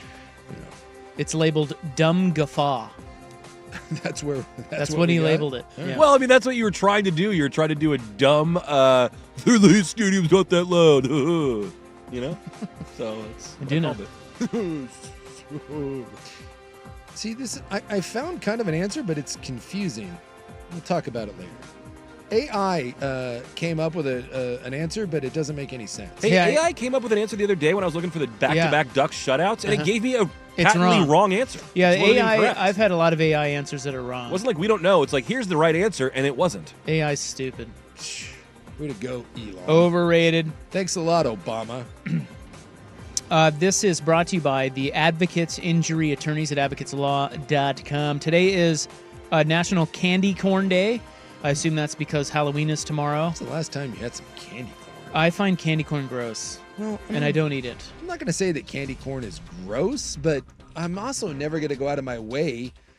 Like, sometimes it's on like Halloween cookies. I think the litmus test is, if there's a bowl of it sitting out at your office, do you grab a handful or do you grab a couple? No. I don't. No, that's right. And I do. That's right. Really? Yeah, I mean, I wouldn't go out of my way to buy it. I would never purchase it, but if somebody has some candy corn, I'll eat one or two. It is also National Text Your Ex Day. Why is that a day? I don't think that's a good idea at all. Is that also known as Booty Call Day? What is that? Yeah, I don't know. I don't like that idea either. I'm with Suk. You don't. Not a good day. No. Don't text him. That's bad. Or her. Well, we have a reputation on this show for killing off people prematurely. Started with Jim J. Bullock, and then we have it's really gone from there. Yeah, now this one is not my fault. This one is your fault. It is. Oh no. It is, because I was asking about this the other day, and you said that this was long gone. It is not. I wanted to point out to the people of Portland and Vancouver or Guam, wherever you're listening, because we're global now, you know. Puerto Rico. Puerto Rico. Don't say it. Don't say it. Say what? They're eating the pets.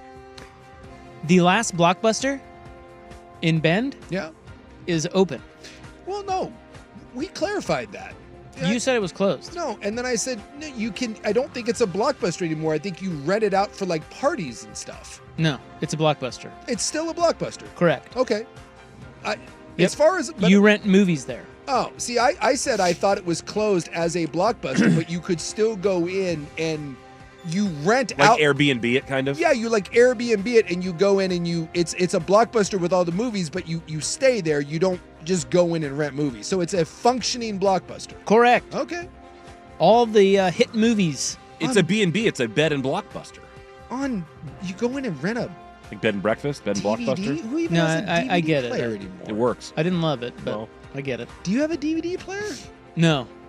I don't. I do have a DVD player. It hasn't been used in 6 years. It says, don't believe everything you read on the internet. No, we are not closing on Halloween. We will be here until the bitter end. Numerous inaccurate social media posts about the phony closure reached more than 100,000 people.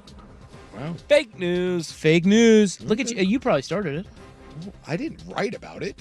So there was an article. You said it on your big hot radio Said it show. on the big radio show, You yeah. do it anymore, you're gonna have problems. Yeah, you do that anymore, you're going to have problems. Sorry to that one Blockbuster still hanging on. I wonder if they're doing monumental business down there. I love cows. Done a lot of Reese's Pieces, are you? Some Skittles? Now watch this drive.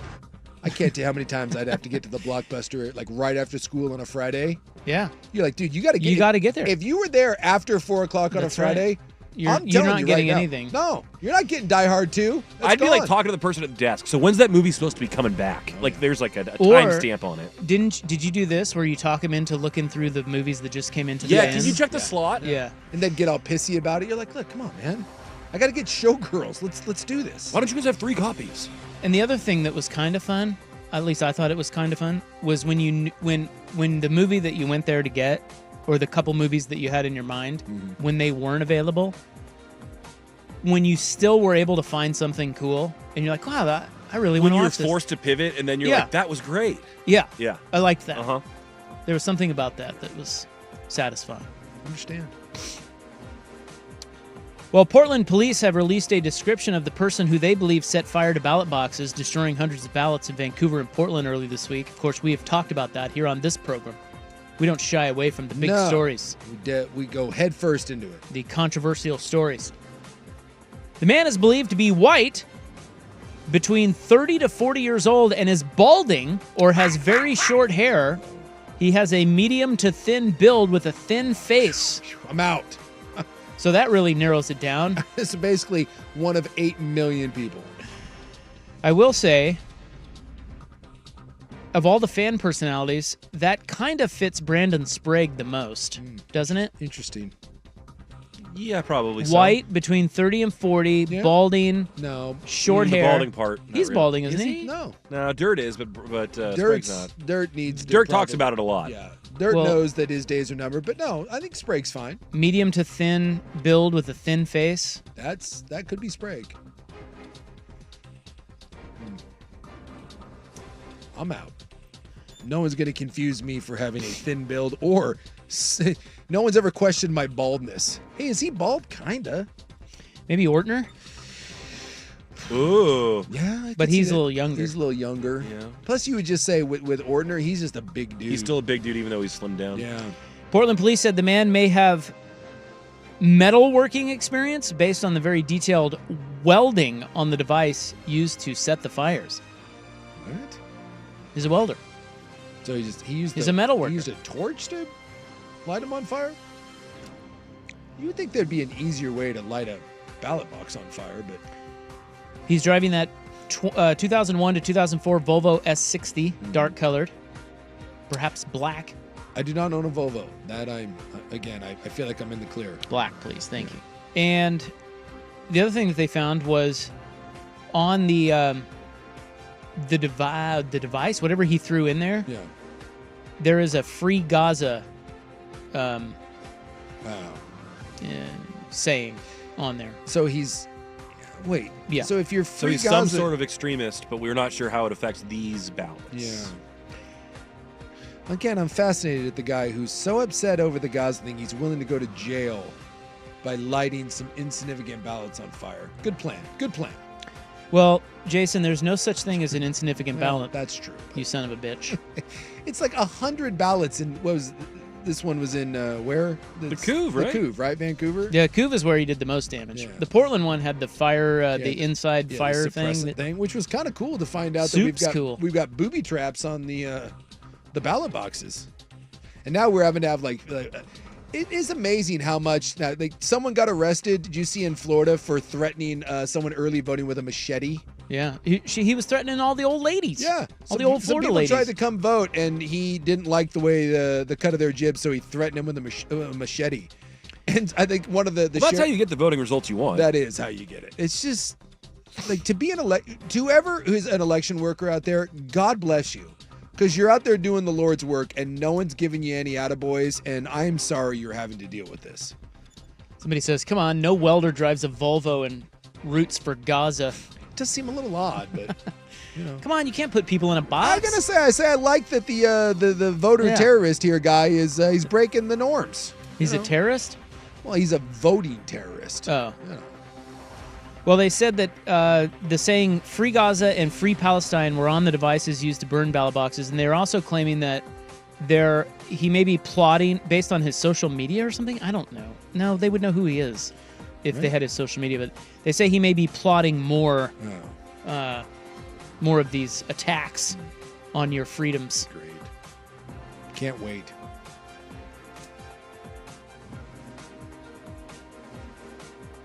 Tell you who wouldn't allow this. Donald Trump. Oh, wait, maybe he would. Put a stop to this. Toot sweet. Toot sweet. Great drop. Love that. You're welcome. I haven't heard that in a long time. Yeah. Toot sweet. Toot sweet. What are you, a grandma? But yeah.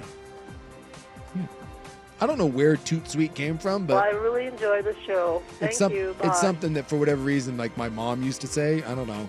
I don't know the origin of it, but Next story. How are Portland's jails near capacity when we never arrest anyone? that does seem like an interesting sort of conundrum. That's next on The Fan. This is The Fan's Window into Sports, a view into today's top stories, brought to you by Window Nation, online at windownation.com. Bases loaded, 2 down, bottom of the third. Here's the pitch. Swing and a ball drilled, left field. Hernandez back, gone! Grand slam, Anthony Volpe over the left field wall. And Yankee Stadium explodes. It's 5-2 New York. Now, who's that? That's not Joe Davis. That is Boog Shambi. Oh, Boog. The old booger. On ESPN Radio. In his red toupee. Well, now we have to listen to everyone talk about how the Yankees now have the upper hand in the series. They're going to come back. They're going to come back. Capobianco! Buy 2 windows, get 2 windows free with 0 down and no interest or payments for 24 months right now at Window Nation. Schedule an estimate by calling 866-90Nation or go to windownation.com. Seahawks football is on the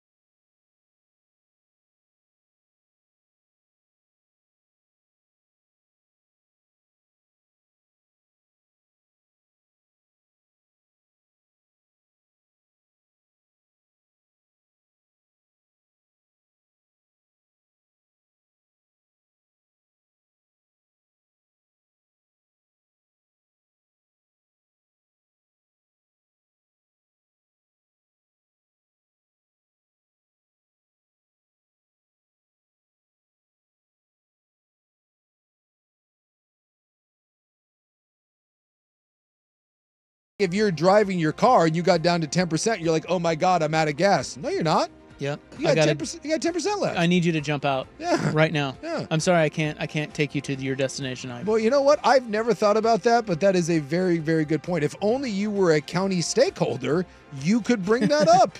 If I were a county stakeholder, I would say we're changing this to when jails hit 100%. Then, yeah, we'd fire off the alert. And then what we're doing is we're doubling them up and we're putting in another half of the population. Can't we just do like an extra bunk bed or something? I don't know how all that works.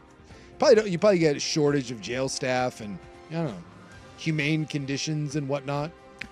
Forced releases, when you look at the system as a whole, that is a reflection of the failure of our system of accountability and our rehabilitative goals, she said. Well, that I know that our prison system sucks when it comes to that. Like, we have the worst, rescindent rate in civilized countries. We don't do well.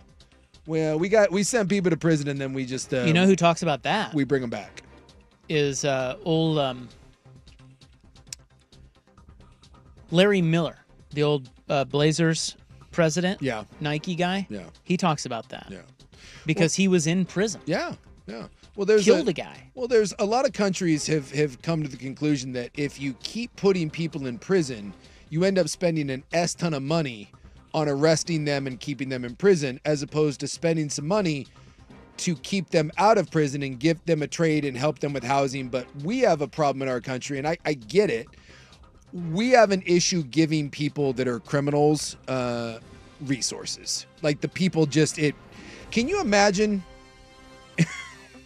the debate or the talking point if someone came out and said, here's what we're going to do to prisoners. We're going to make jails nicer.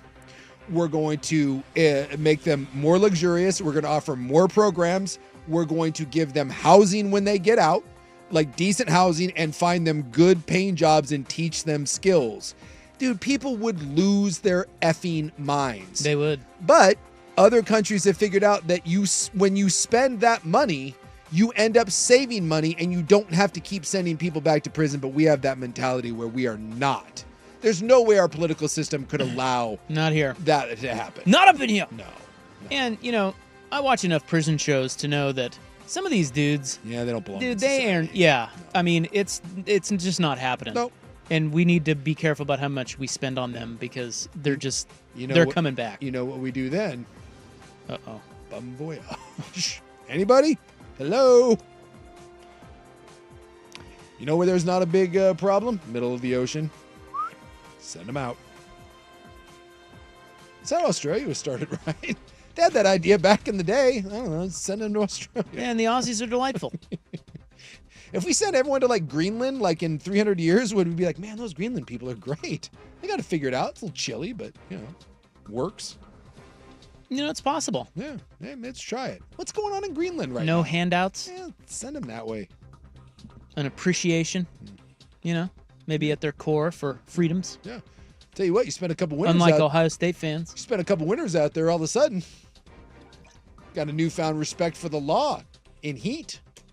Well, they say a forced release hasn't happened here in years. The sheriff said her team has seen an increase in inmates in custody, especially over the past 10 months, and said she does not see that rate slowing down. Being a man of increase. So what you're telling me right now is if I wanted to commit a crime and go to jail, now is the time to do it.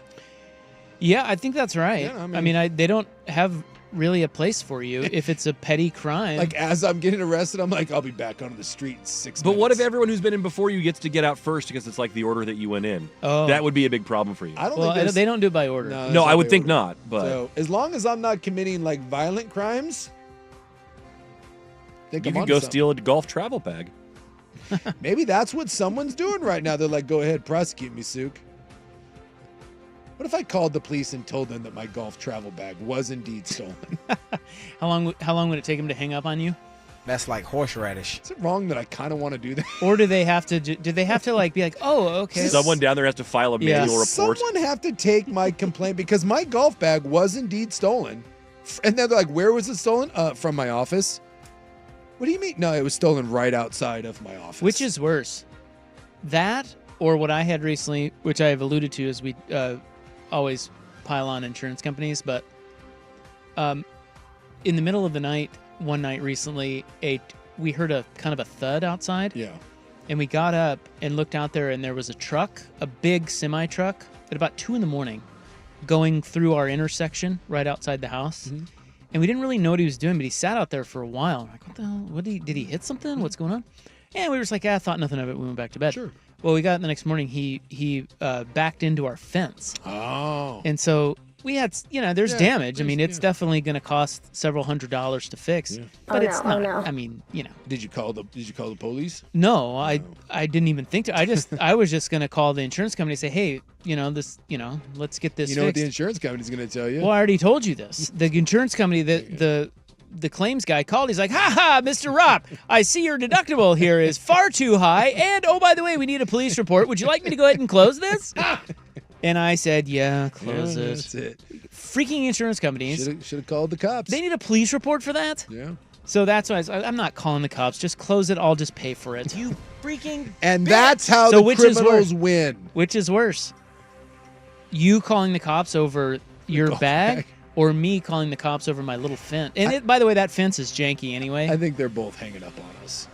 I don't think either one of us. Yeah, is, like that's the thing is this guy was from, I don't know where the claims guy was from. Yeah. He wasn't from Portland. And he's like, well, just call the police and file a report. I'm like, dude, I Like, live in Portland. you're like, Are you? Do you know what's going the on moment here? you said Portland, goes like, that's fine. He's like, oh yeah, I get that. Yeah, you know what? You're hooped. Sorry. You're screwed. Oh, you live in Portland? Yeah, you're screwed. Call the advocates. You're in trouble.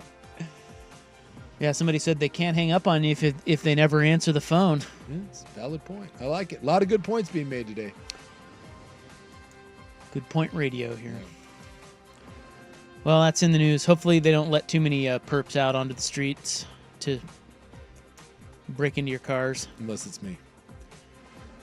October 30, 2024, brought to you by the Advocates Injury Attorneys at advocateslaw.com. The Hot 5 at 5 is next on The Fan. Hey, it's Dusty. Victorico's breakfast tacos are the perfect way to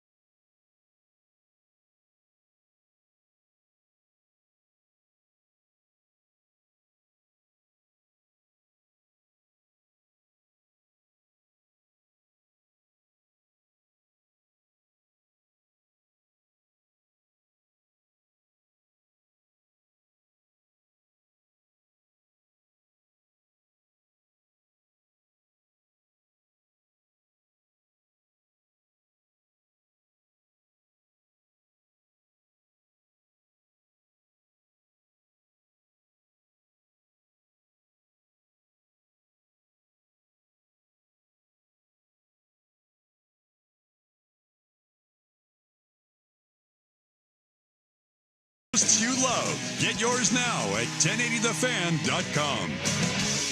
Good afternoon. At the tone, Pacific Daylight Time will be It's 5 o'clock. 5 o'clock. One step closer to my own personal hell. This is Primetime on Sports Radio 1080 The Fan. We expect the best. We're not afraid to break someone. Do you hear me? Primetime is your source for the best in local, regional, and national sports. Go ahead and clap.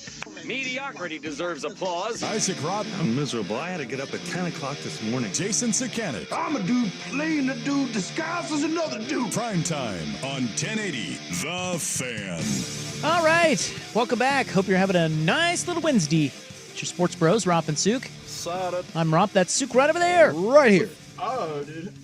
Kind of rainy. Yeah, just a scooch. Just a scooch. Just a scooch. Just a scooch. Although the weekend's supposed to be nice, guys. Oh. Forgot to put that in the news report. Get a little golf in there, will you? No. Golf. I got a bum shoulder, dude. Oh, that's right. You got rotator cuff problems. Yeah. I may be down for a while. I like need a new arm. I like that you're taking the approach of I'm just not going to do anything and hope it gets better. I like it. I think so. Hide in the closet and see what happens. Yeah.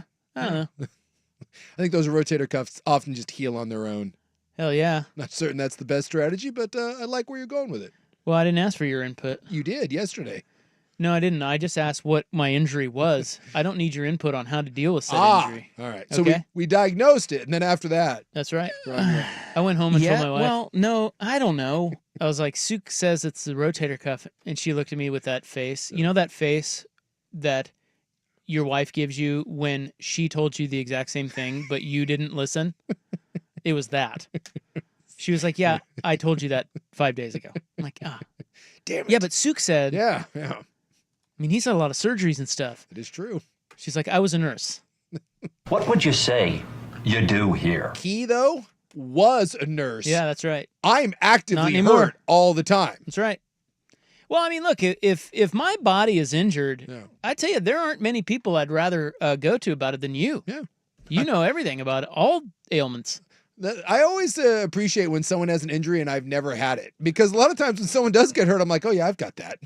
But every now and then you throw a new one out there. But rotator cuff, oh, yeah, that's old hat. You lifted your arm, and it took me about 2 seconds to be like, oh, yeah, that's the rotator dude, cuff. I can't lift my... Yeah. Told you about the modality of the rotator cuff, and yeah. Ouch. Yeah, they suck. Yeah. I can't swing a golf club, bro. You and Tiger Woods, man. What am I going to do? Just talk about how great you were at one point. That's right. Maybe I'll go up to A&A and just bet a bunch of money. I mean, I love him, but what a bitch. Get real drunk. Don't tell Dan Lanning about it. He'll tell you that rotator cuffs are it's a choice. Maybe I'll... Lace him up, you little bitch. Let's go. Well, we won't be talking to him tomorrow because he's ducking us this week. Yeah. But next time we talk to him, maybe I'll have to ask him about it. What should I do about this? What do you, he's probably going to tell you rub some dirt on it. Ignore keep it. Yeah. Kick the ball, you little bitch. That's what he's going to say. Coming up this hour, our running backs having a resurgence, what the college football playoff bracket would look like this week, and some other cool stuff. But right now, the Hot 5 at 5. Hot topics, hot opinions, Oh, golly, I'm hot today. and hot air. It's time for the Hot 5 at 5. That's hot. The Hot 5 at 5 on Primetime with Isaac and Sue. No, I mean it. That's very hot. The Hot 5 at 5 with Isaac and Sue. Brought to you on The Fan by Victorico's Mexican Food.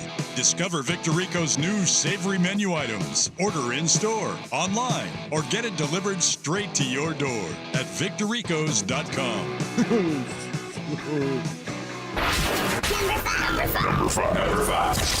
Number 5. A little bit of quarterback news out there in quarterback land, football land. Derek Carr will be back for the Saints. Does it really matter? No, I don't think it does. Yeah. They're awful. If you're the Saints, there are several teams that need to do this, but it's time to mash the reset button and just clean house and start again because Derek Carr and what you have in Dennis Allen is not the answer. Would you trade for Derek Carr if you were, say, like a Minnesota? No, because I think you can do Indy. You could do the same with Sam Darnold. Yeah, Indy would be interesting because I'm not certain that I trust Joe Flacco to stay healthy. That makes, yeah. If you're trying to make the playoffs and you're a team like if Sam Darnold gets hurt, absolutely call and go get Derek Carr. We also have the Panthers who are saying that they're going to start Bryce Young again. And I forgot about this, but that running back that they drafted, Jonathan Brooks, he may make his NFL debut. Has he been hurt this entire time? Yeah, he's been hurt the whole time because he got hurt. He got hurt at Texas. When's the last time? And he was good in college. Yes. I think he's going to be a good NFL running back. Except he's playing behind that Carolina O-line. Yeah. Carolina is just they're objectively bad at everything. Sam Levitt is back at quarterback for Arizona State. He will start for the 5-2 Sun Devils. They get to take on Oklahoma State in Stillwater. Hey, Kenny Dillingham has done a really nice job down there at ASU, and he's a fun little story. He's very broy, but I'm a man. I'm 40. I can get on board with what the old Sun Devils have going on down there. Yeah, Levitt cracked a rib against Utah, but he's tough. He's like me. You and the rotator cuff. Pride of West Lynn representing. That's right. West Lynn kid. I root for the Sun Devils. Yeah, it's like I said, it's a fun story. I don't know Dilly. why, but I do. Well, again, he's a very likable guy. No, but I mean, I've kind of always liked them. Is it just because you like hots and the weather and? Well, I do like hots and I do like the weather, but no, I wouldn't say that's it. There's really no reason. I don't know what. I can't no explain reason it. to like Arizona State. Man crush on Dillingham. That's it, isn't it? I mean, I like him, but was it like Todd, I said, was it Todd Graham? Is that what did it for you? That sparked it.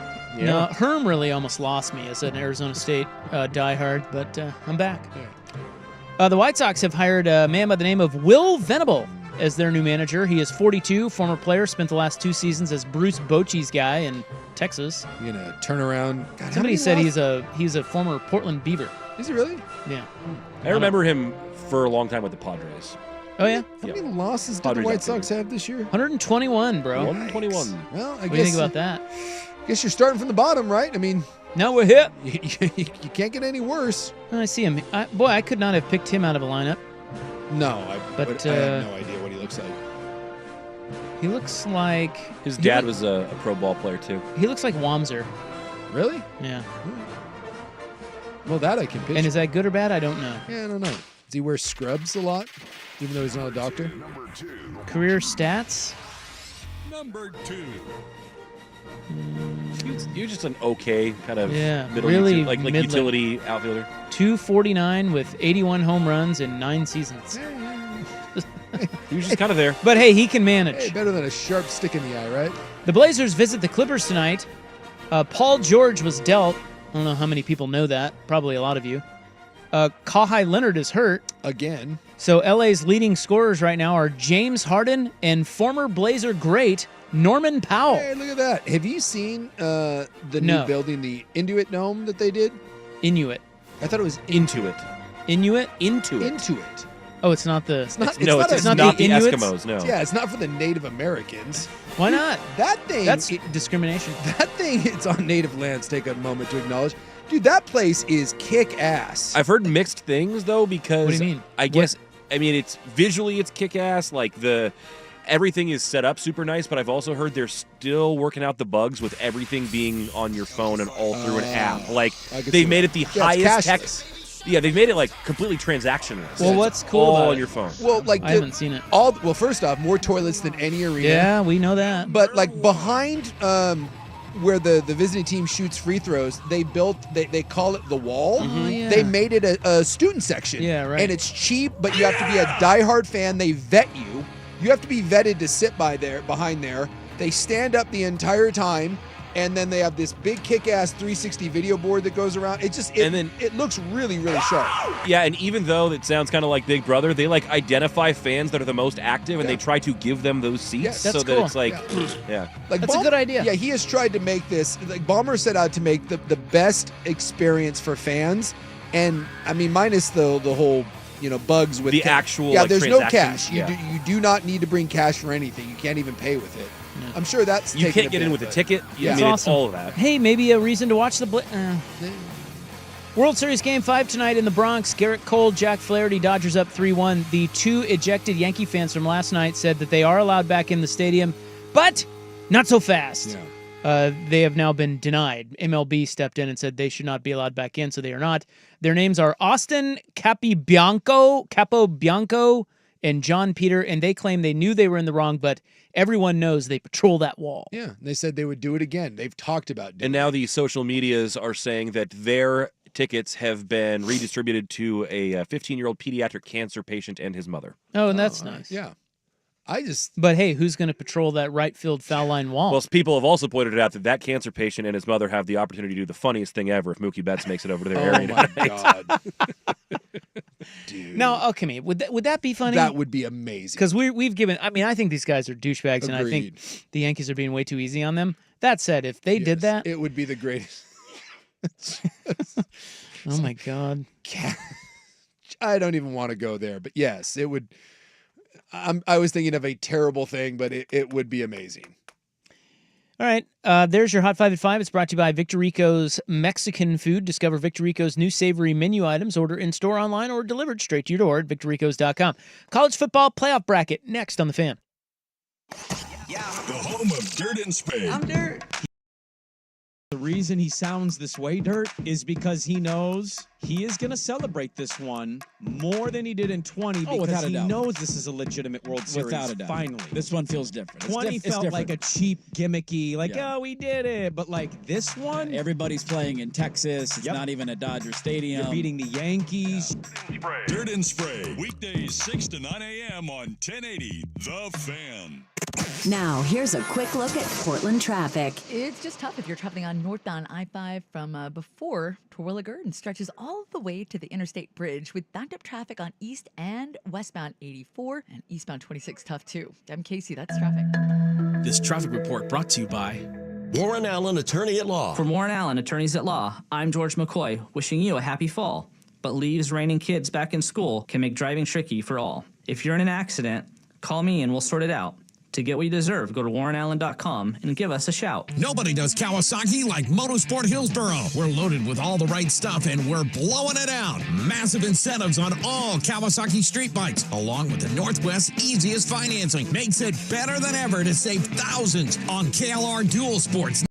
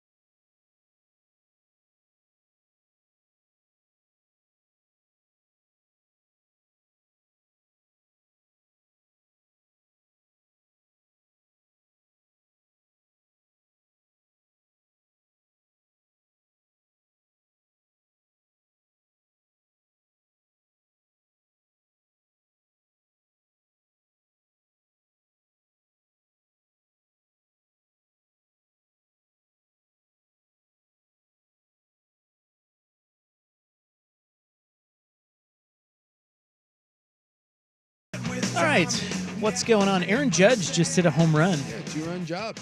Yankees up 2-0 in the first. My biggest sports nightmare would be the Yankees actually coming back. Yeah, that would not be good. And not only would it be the Yankees coming back, but this would be my nightmare in that, if they came back and pulled the Red Sox. Did Chisholm just hit one? Yeah, he did. 3-0. 3-0. Oh, dear. If they come back and were to win the series, those dip-esses in right field. They'd have a car in the parade. Yes, they would Austin and John. Austin and John. They would become Oh, no. They would be local legends. They would be at the parade, and I just that can't. Yeah, we can't because allow they that. wouldn't have lost No, since that. Yes. Oh no. Yes. Yeah, you're right. Go Dodgers. And then Gronk would be there and be like, "That's my hockey buddy. He's a beaut. Let's rage." Annoying. Well, now to a real sport. College football. Yeah, there you go. I always like to look, with Oregon being number one, it's kind of fun to look at the bracket each week. Oh yeah, see where it'd line up. Yeah, see how it would fall. Now, last week, Oregon being the number 1 seed, they were going to play the winner. If they're the number 1 seed, they'll play the 8-9 winner. Yes. And 8-9 last week was Tennessee LSU. This week, I know who's 9. This week, 8-9 is Tennessee Notre Dame. Oh, I guess that was the one I was looking at was the AP. BYU's 9. Well, but what they're projecting on this one is that BYU wins the Big 12, and they would then be the 4 seed. Okay. And so then on that side of the bracket, it would be Oregon will play the winner of Tennessee Notre Dame, and then Penn State Boise State would be the 5-12 winner playing 4 seed BYU. And then over on the other side, all the good teams are on the other side beside Oregon. I mean, you have Georgia having to play the winner of Texas and Texas A&M. That'd be something. And Miami had to play the winner of Ohio State Clemson. I didn't realize this, but I think it was Brett McMurphy that had this. They said that all the preliminary schools that would host a first-round game that didn't get the bye said that they would indeed host at their stadium. And I was like, what do you... Of course they would. But I guess if that first round, so it would be 5, 6, 7, and 8 host. I guess you have the option to have that game at a neutral site if you'd rather.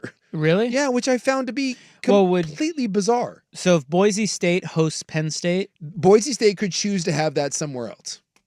But like anywhere? That I don't know. But when I saw it, it was, oh my God, I think Stanton hit another. Oh, okay. Never mind. I thought Stanton hit another one. No, it was a weird report saying that all the schools had indicated that they would choose to host. And that led me to do a little digging. And that's when I found a thing saying that they have the option to hold it at their home stadium or a alternative site. And it didn't say anything more than that. And I haven't seen anyone else read on it other than McMurphy did confirm that you do have to choose to have it at your place.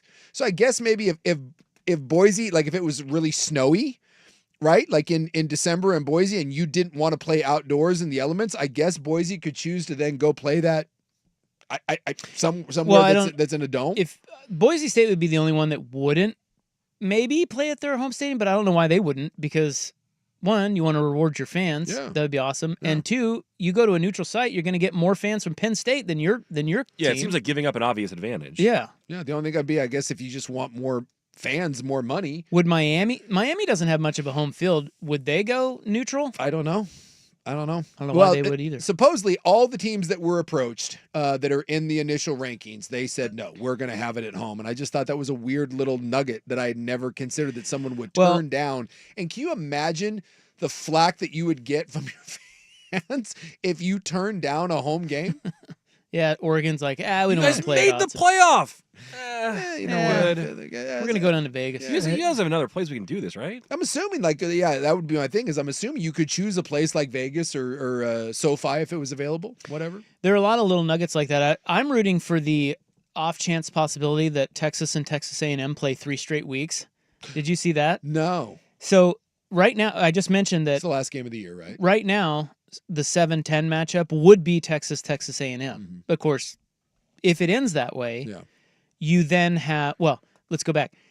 They are going to play the last game of the season no matter what. Yes. It's on the schedule. Yeah. So Texas A&M could be the 2 teams that then play in the SEC title game. Mm-hmm. So if they play the last game of the regular season, then they play in the SEC title game, then they match up. I guess that they couldn't, right? Because then the SEC champ would be one of them. And then that team would get a bye. The only way that could possibly happen is if somehow the SEC champ wasn't a top 4 team, and that's not going to happen. No, because the SEC champ, the top 4 teams are the champs. I know, but my point is Boise State or the Group of 5 champion technically could bump one of the others out. But if BYU's ranked 3rd and they don't win the Big 12, or not BYU, let's go. Boise State is ranked 3rd, and they're the top Group of 5. They get a bye in a home game? Yes. The home games, the first 4 go to the 4 highest ranked conference champions. So yes, in theory, a Group of 5 team could be ranked higher than a Power 4 champion, and that Power 4 champion would not get a bye. Now, that's not going to happen, but like in theory, let's say Boise's got 1 loss. Let's say you ended up with I guess it would probably be more like a 3-loss conference champion team that somehow is a 3-loss team backed their way into a conference title game, wins the conference title. And yes, I could see that scenario where Boise or a team like that would get a bye, but it's not going to happen. Did you know that Mike Riley is on the selection committee? I did not know that Mike Riley's on the selection committee. Well, you do now. Oh, because he is. Is that all he's doing? He's not doing any of the UFL stuff anymore, is he? Does the UFL exist? Yeah, right. That's the one that stuck around, the combination. Where have you guys been? I don't know, but he's on the committee. Right. And Barrett Salih, I don't know. You guys know him? I think it's Barrett Salih. Barrett Salih, I think. He had a little nugget, and he was reporting that the 2 semifinals this year are in Dallas and Miami. Mm-hmm. And the number 1 seed will go to the city closest to its campus. So if Oregon is the number 1 seed, they will, and they win their first game, and go to the semis, they will play in Dallas. And he was pointing out that could be bad. Yeah, if that could be real bad. You get a Texas or Texas A&M, or I don't know, SMU. Yeah. In that game, yeah, because you get the you crowd don't get would be packed. You don't get to choose between Dallas and Miami. Yeah. You go to the one closest to your campus. Yeah, you're playing in their backyard. I mean, really, if you're playing anybody from the SEC, it seems like or Big 12, Texas is not great for Oregon. Well, Michigan was number 1 last year, and they would have gone to Dallas to play. Yeah, wouldn't that be something? Although those tickets, I mean, it would. You would get a lot of Texas fans, but I would assume. I mean, the ticket allotment is going to be fairly evenly split, and then it goes down to the secondary market. I mean, it'd be a lot, but it wouldn't be a Texas home game. No, but you wouldn't want to play that. No, I mean, you wouldn't. There'd be a lot, dude. If they played in Dallas against Texas, that's 75% Texas. No, that's 80% Texas fans. It certainly would be an awkward moment for college football because they don't get the choice. Yeah, I mean, I went to Oregon LSU in Dallas to open a season, and that was 70-30. I mean, I would assume in one like this, though, because, again, each school is going to get their ticket allotment, and I would assume that more Duck fans would travel to something like that than an opening game. Look, it would still be a mass. It would be a bigger Texas crowd, but I don't think it would be an 80-20 split. I think enough fans would understand the assignment and pile over. I mean, I also went to the national championship game in Glendale. I think you guys did too, and it was at least 2/3 Auburn fans, and that was in Arizona. Fair, they just. That's almost everywhere you go. Yeah. SEC and Ohio State fan and people like that. Same thing with like Nebraska. They just travel better. Well, and they're Oregon, bigger fan bases. They travel more. Yeah, Oregon's not. I mean, Oregon fan would not compete with any of those big programs in terms of travel. I mean, the other thing too, like you look at the enrollments. Like Ohio State has like 50,000 students, and Oregon's like 20. Yeah, we've never been to one of the Duck Bowl games where it's been like an overly more than 50% Duck. Yeah, no, never. I was surprised even at Autzen how many Ohio State fans were there. There were a lot of red. Rose Bowl against Florida State was pretty good. That was I didn't feel like the Ducks were necessarily outnumbered in that one. That felt about split. A couple of queries on the text line. Who do you root for, Texas v. Texas A&M? They both are extremely annoying. Good question. I would root for Texas A&M. Yeah, I'd go with Oko. Another one says, do we want Penn State to beat Ohio State this week, which would probably mean Oregon would play Penn State instead of Ohio State in the title game? Yes. To me, given I my think choice, you want Penn State. And I know Ohio State's beat up. I don't know what their situation is with how long those guys are out for, but Ohio State was the definition of a coin flip game. And on a neutral field, I would be much more worried about that. I just have not been a believer in Penn State all year. I think Penn State is a bit of a paper tiger, and I think they're lucky that they're playing Ohio State when they're beat up. I would much rather, if I'm a Duck, play Penn State than I would Ohio State again. You're making me uncomfortable. All right, up next, do we have a running back resurgence on our hands? Here's Buck. Now, from the Fan Sports Desk, a SportsCenter update on 1080 The Fan. Brian Buckley with this SportsCenter update. First on the Fan, Game 5 of the World Series is underway, and the Yankees are out to a 3-0 lead. They got a 2-run homer in the bottom of the first from Aaron Judge and another solo shot from Jazz Chisholm. Elsewhere in baseball, reports indicating the White Sox will hire former Padres outfielder and Rangers hitting coach Will Venables as their next manager. Venables will replace Grady Sizemore, who had taken over in an interim capacity midway through the season. On the hardwood, the Blazers make their first ever trip to the Clippers' new Intuit Dome tonight. Shaedon Sharpe, Matisse Thybulle, Robert Williams have all been ruled out with injury for Portland. Tip-off is at 7:30. The Clippers are favored by 7.5. And on the pitch, the Timbers have signed midfielder Diego Chara to a one-year contract extension that keeps him in Portland through 2025 with a club option for 2026. More sports scores and stories in 30 minutes. I'm Ryan Buckley at the 1080 The Fan Sports Desk. Listen live or on demand on the Odyssey app, the Fan's desktop player, or tell your smart speaker to play 1080 The Fan. Jump back to earlier parts of your favorite fan shows on the Odyssey app. The only way to rewind Portland's sports leader, 1080 The Fan. It's time for Who's Leading the Charge. A look under the hood at the coaches, players, and teams getting it done. Brought to you by Battery Exchange. Fastball driven the other way. Sleeping Giant has awoken. Yeah, Aaron Judge hit a home run in the first inning, and that's Joe Davis. Joe Davis's greatness. But the Yankees, that place is buzzing tonight. Yankees are up 3-0 in the second on the Dodgers. 2 home runs off of Flaherty in the first, Judge and Chisholm. Who's leading the charge? Powered by Battery Exchange. Mention code BXT10 at checkout for 10% off your entire purchase this month online at batteryexchange.com. Life insurance. Why are you putting it off? Can't afford.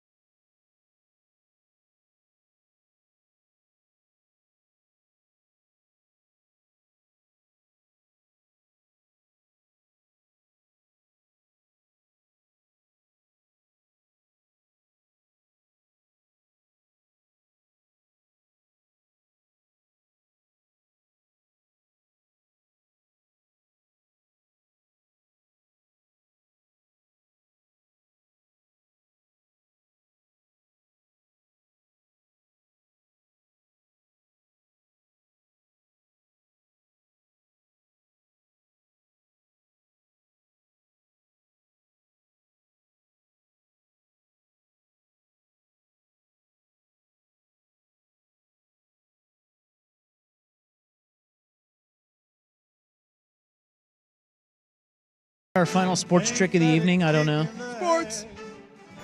But reading in the Wall Street Journal today, they were talking about the running back resurgence. You know, the running backs last offseason, boy, did we talk about them a lot. Mm-hmm.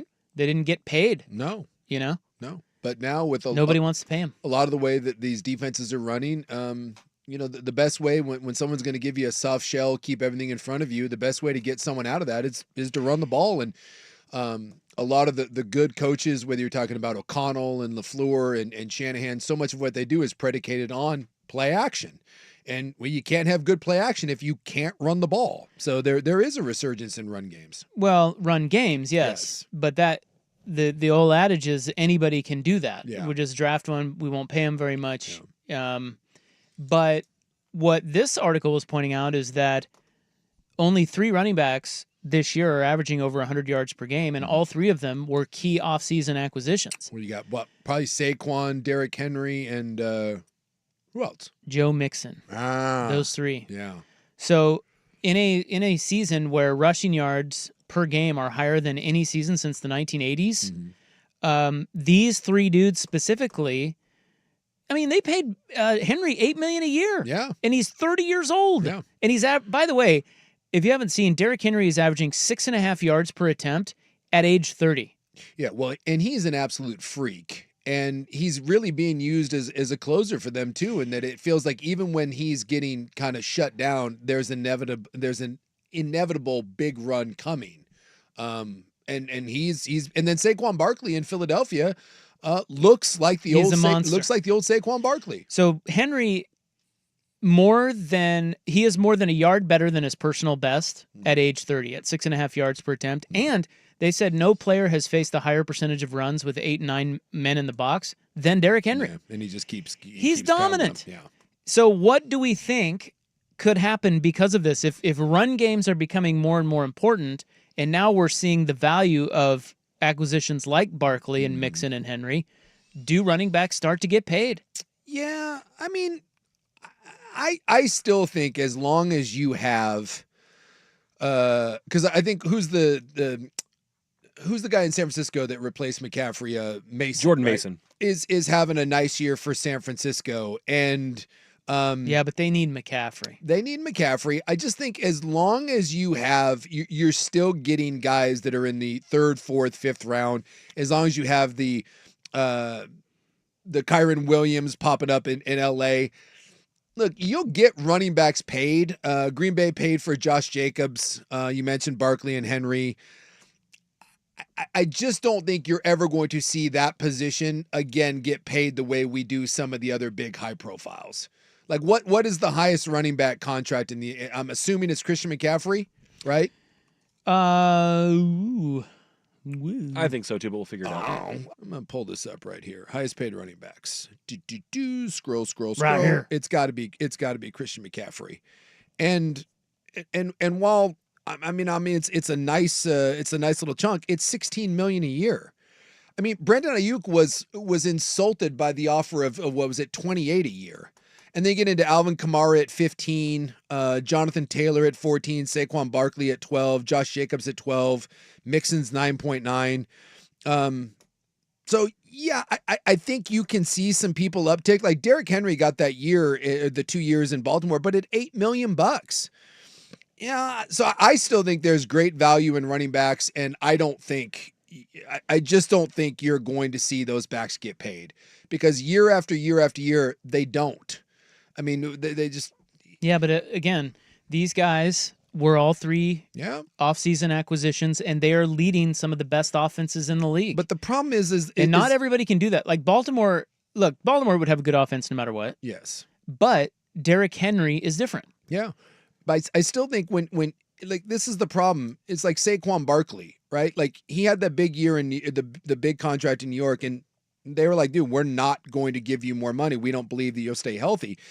And then the Eagles come along and they're like, oh, we'll pay you.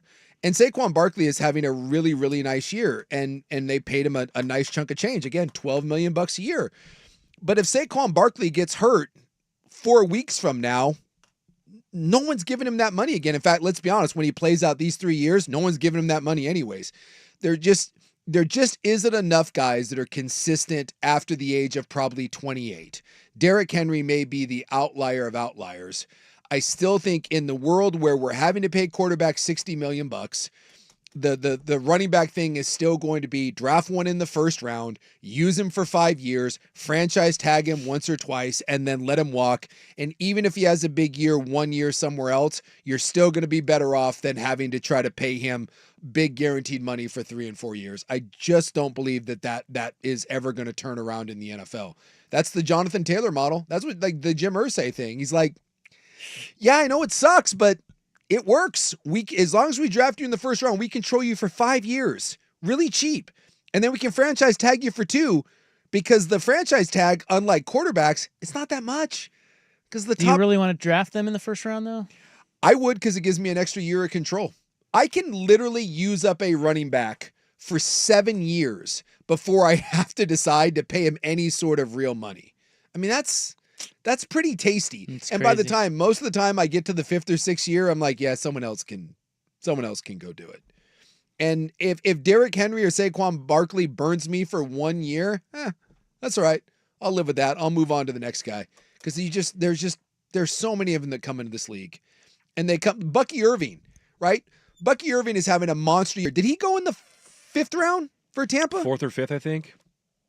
And by the way, Bucky Irving's not an all-world player. Bucky Irving in 3 years will be a forgotten guy to the NFL. He's just a dude. He's a plug-and-play guy in the NFL right now. He was around 4.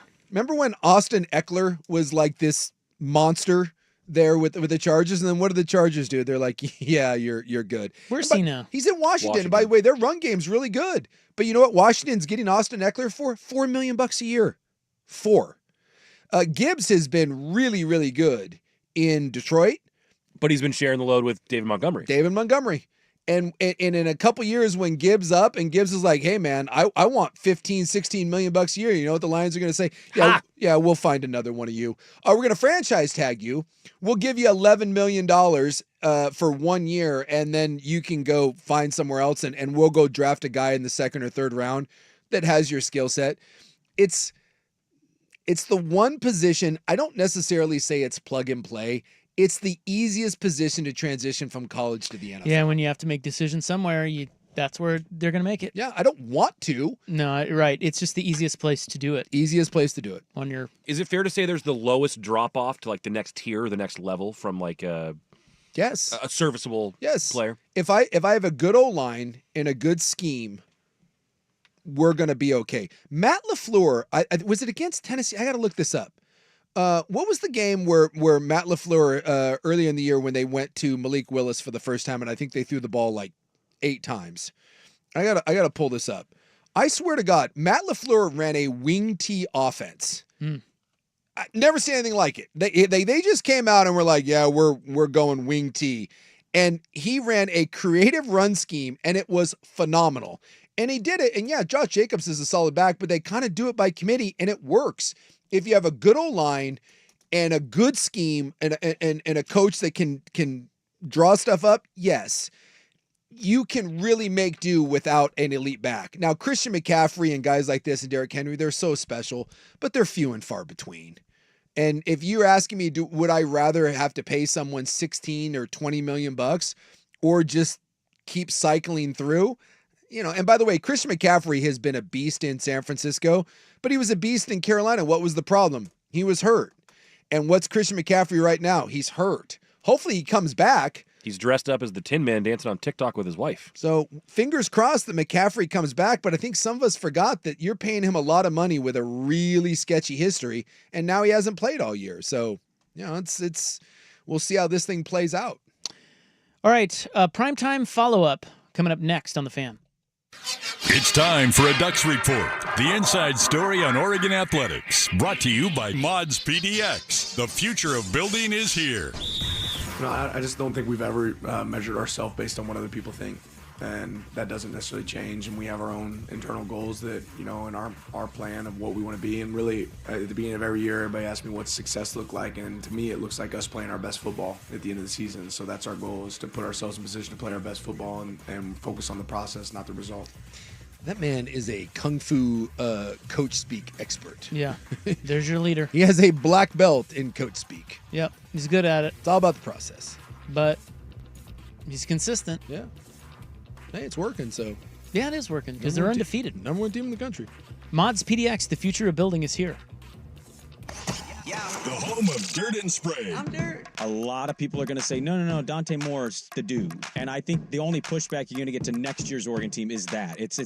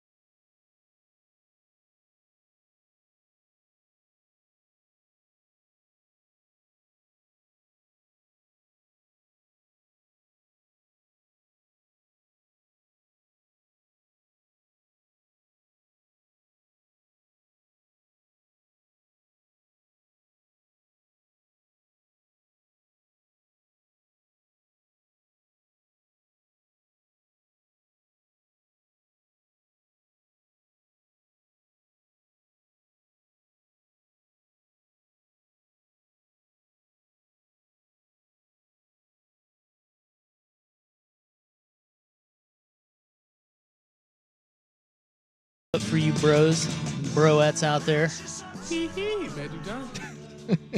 to the NBA. Such a good drop. It is. We're talking the NBA. Yeah, well, I wanted to point something out because I'm telling you. Okay. Because was that yesterday we did our NBA Segi?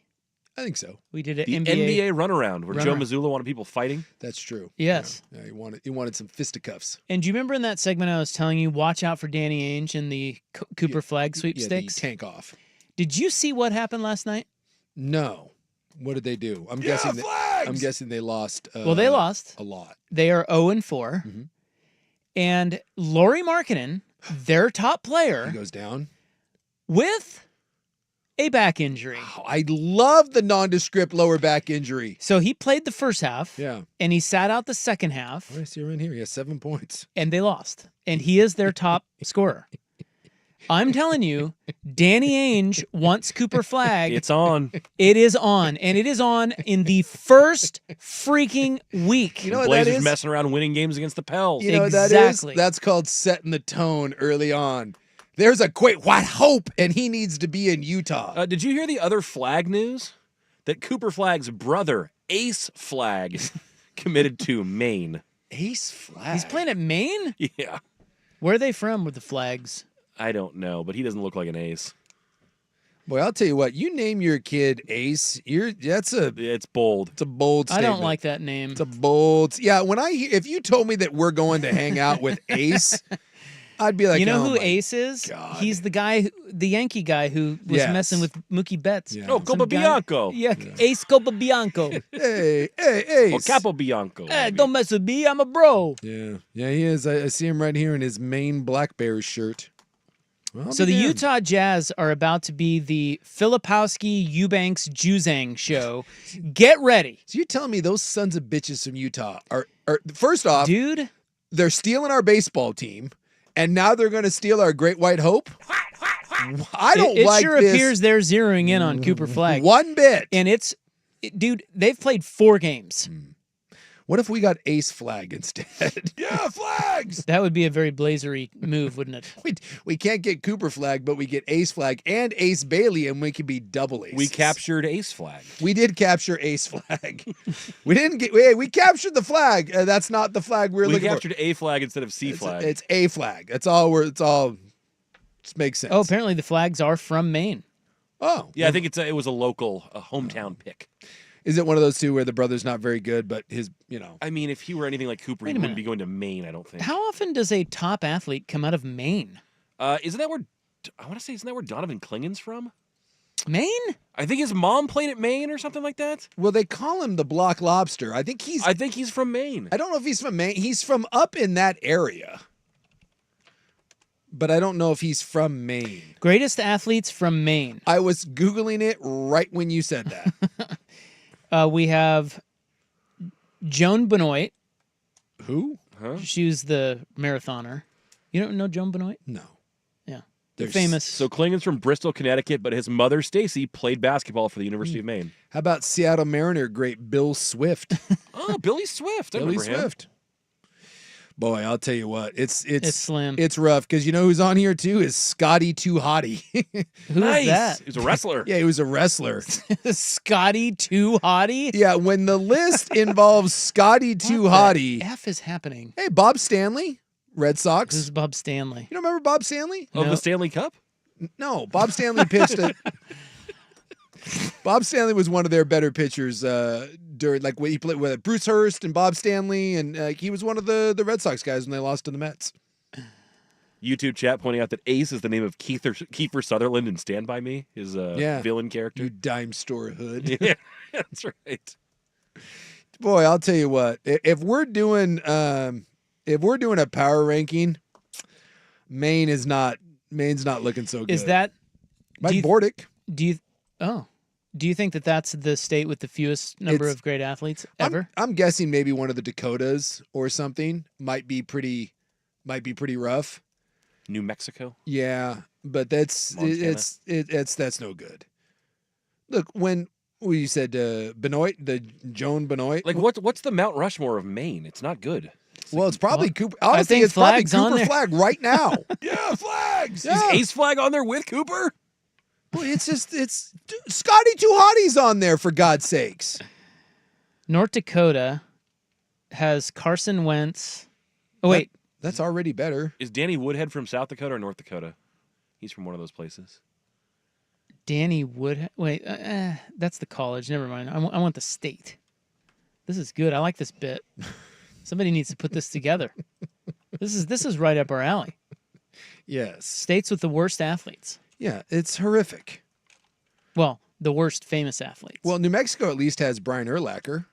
Oh, yeah, that's true. Okay, no, New Mexico's already way better than Maine. They got Urlacher and Jim Everett. Okay. And Bregman. The best athlete from every state. Well, but this is like, I'm just saying, like, they've got 3 athletes that are all better than anything that Maine is bringing to the table. Bregman, Everett, Urlacher, come on. And they don't have Scotty Too Hottie. Maybe they should. South Dakota has Brock Lesnar, Becky Hammon, and Mike Miller. Yeah, dude, it might. That's pretty rough. It might be Maine. Billy Mills. You know who else was born in? Now he went to high school in California, but Ronnie Lott was born in New Mexico. I've got a full list of 50 states and kind of all their most notable now. So New Mexico's fire away. sneaky good. North Dakota. Scrolling. Got to get to the ends, you see. This isn't going so well. Well, it will be in just a second. M, What is so more happening M. over there. Bloop, bloop, bloop. Buckley. North Nevada, New Hampshire. Not a good. I told you I had the Not list. a good game. No. Like Roger Maris, I feel North like I could Dakota. have Googled this Whoa, already. Roger Maris. Roger Maris, Jim Kleinsasser, Rick Helling, What about Delaware? Travis Hafner. Go back up to Delaware. I'm already there. What I do they don't got? trust Buck to go and scroll. Well, Took that's me probably- 2 seconds to Google it and pull it up. Randy White, Delino DeShields. Randy White of Cowboys fame? Yes. And They then got- Delino DeShields, Mark Eaton, Oh, and Michael Stewart of boxing fame. not bad. Not bad. Am I on the Kansas one? For the Pheasant Bowl? The Kansas one has What? Barry Sanders.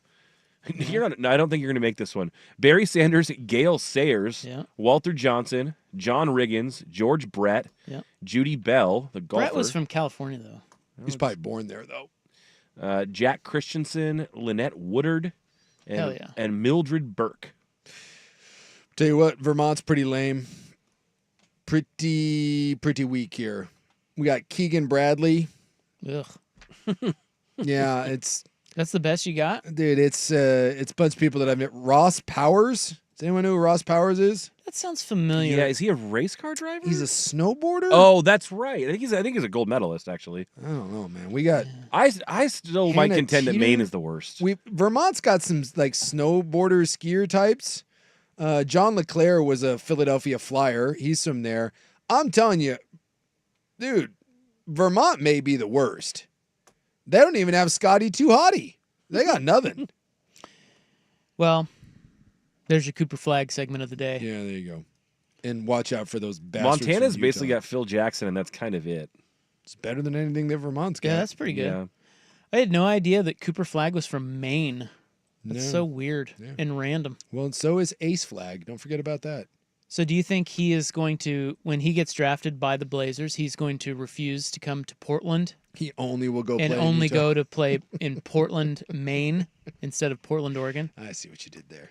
You know? Or Jody's going to have to move the Blazers to Portland, Maine, Yeah. to get the Flag family on board. Damn flags. All right. Yeah, flags. Thank we you. do love our flags. Let's move on to some topics of substance and grit. Well, it's about time. We need to have some courage. Yeah, you've been lacking courage lately. See if you can step it up this club. See what I can do. Lace them up, you little bitch. Let's go. I have Oregon and Washington's favorite Halloween candies. Okay. And I had a Halloween candy discussion today. what is the best way to track the confidential movements of world leaders? That's such a strange segment. All right, let's get into it. Well, there's Espionage? a story out there, and it's actually shockingly easy because of this one thing that's happening. And believe it or not, I had, shocker, I finally had a behavior of mine that you have, you are not a fan of. You have called me out many a time. We finally had an incident today over something that I do on a regular basis. I was screamed at by two very, very liberal old people, one wearing a Cal Berkeley shirt and the man not wearing a shirt at all. Oh, Yes. what did you do? Nothing. I ended up they were hurting you ended up being calmed the situation down, and handshakes and apologies were had. This is a Yeah, good but tease. what did you do? We're going to find out. It is something that I've said I do many, many times, and you are completely against it. And I've never had it go awry, and it blew up. It popped off today like you wouldn't believe. Oh, were you stealing more trail mix at New Seasons? No. Loud muffler? But Rob has talked about this multiple times. Is it that something with your dog? Yes. Yeah. That you say. Oh, I you am in put the your wrong. dog. You put your dog poop in another person's trash bin. Oh, I do that too. Don't do that. Wow. And I mean, wow. Those I've damn got libs. the poo in my hands. Uh-huh. Libs can't handle it. Trump for prison 24-year sign in their yard. Whoa. Yeah. All right. Well, Tracy, Tracy, this one's for you, baby. it's like the Alonzo Morning meme. 6 o'clock. Club 1080 next on the I fan. have concepts of a plan. For many of us, guys,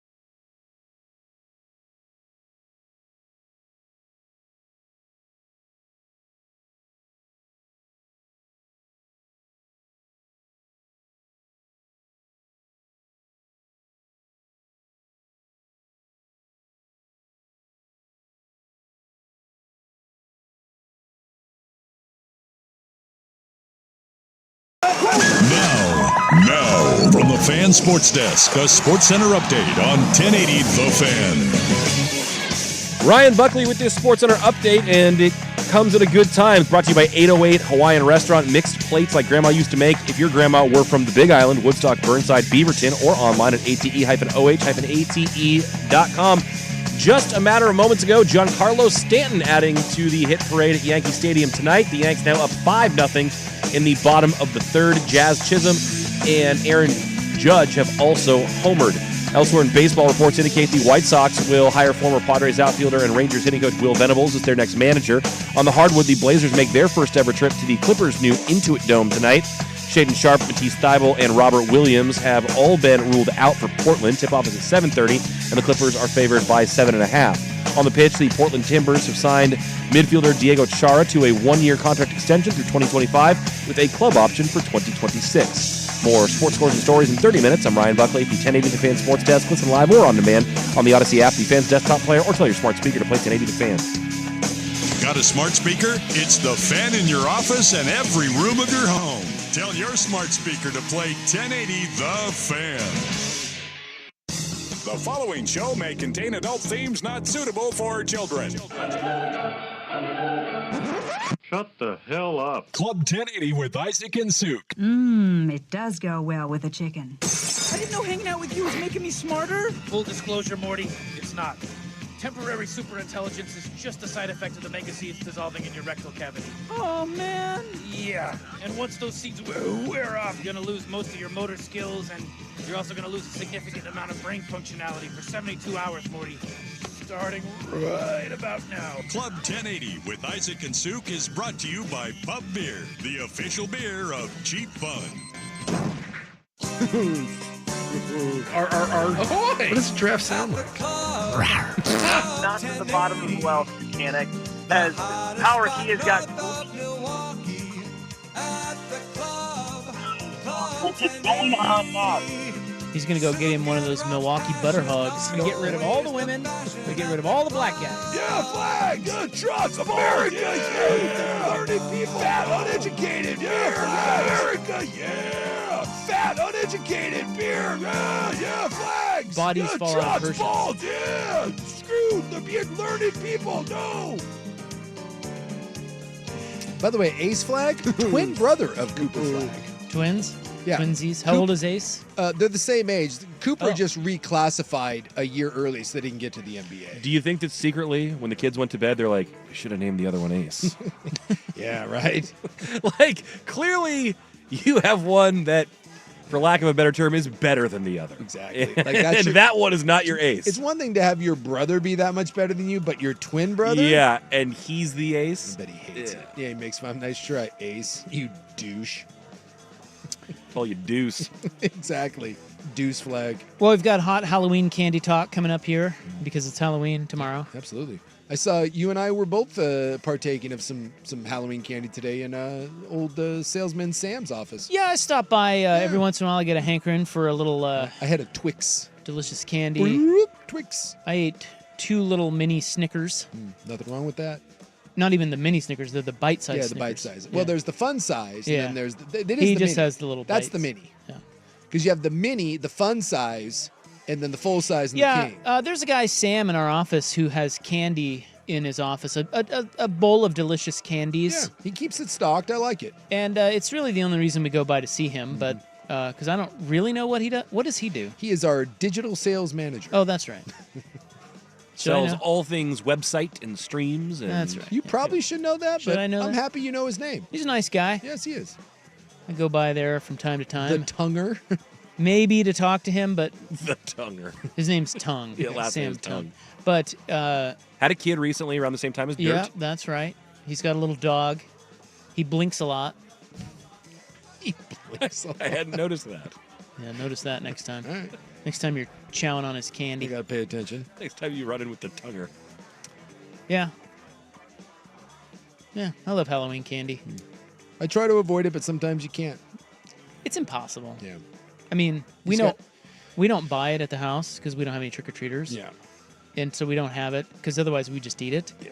But I mean, it's just Halloween there. candy is it's like pens and Like they're just around. Yeah, you don't really need to buy it. You just got to be aware. Otherwise, it's not. It's not good. It's also the one thing where you can just snag some and nobody really cares. Doesn't really matter what.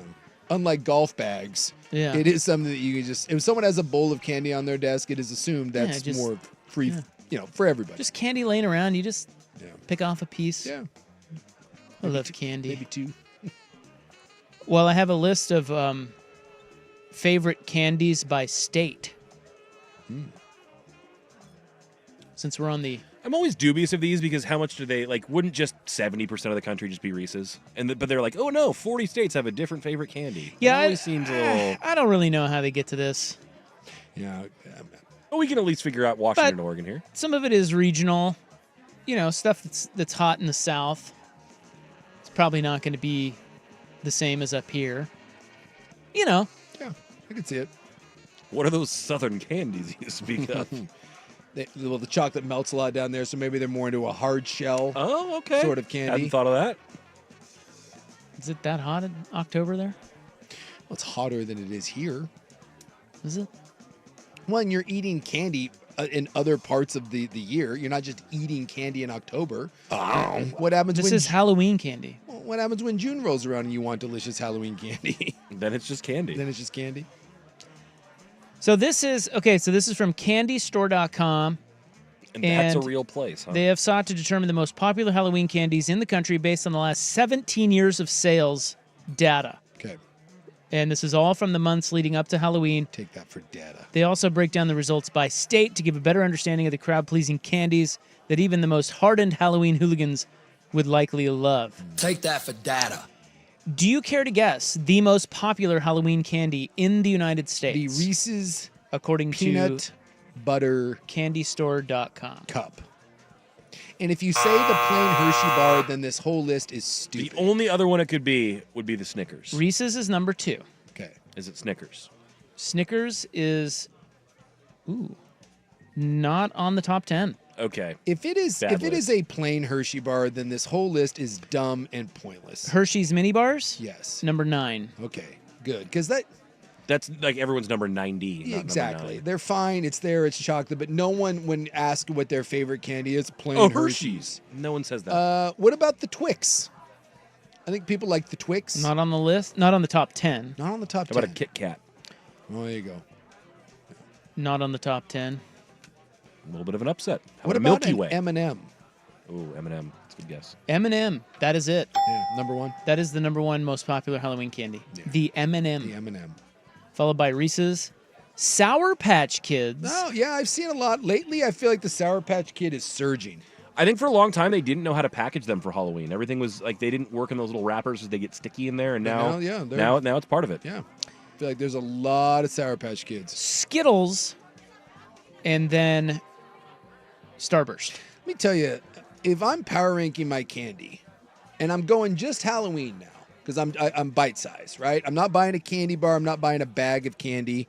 If you gave me the ultimate candy bag or a candy bowl, I just walk by and every candy's in there, and I can only pick one candy. Mm-hmm. What are you going with? I'm probably taking Skittles.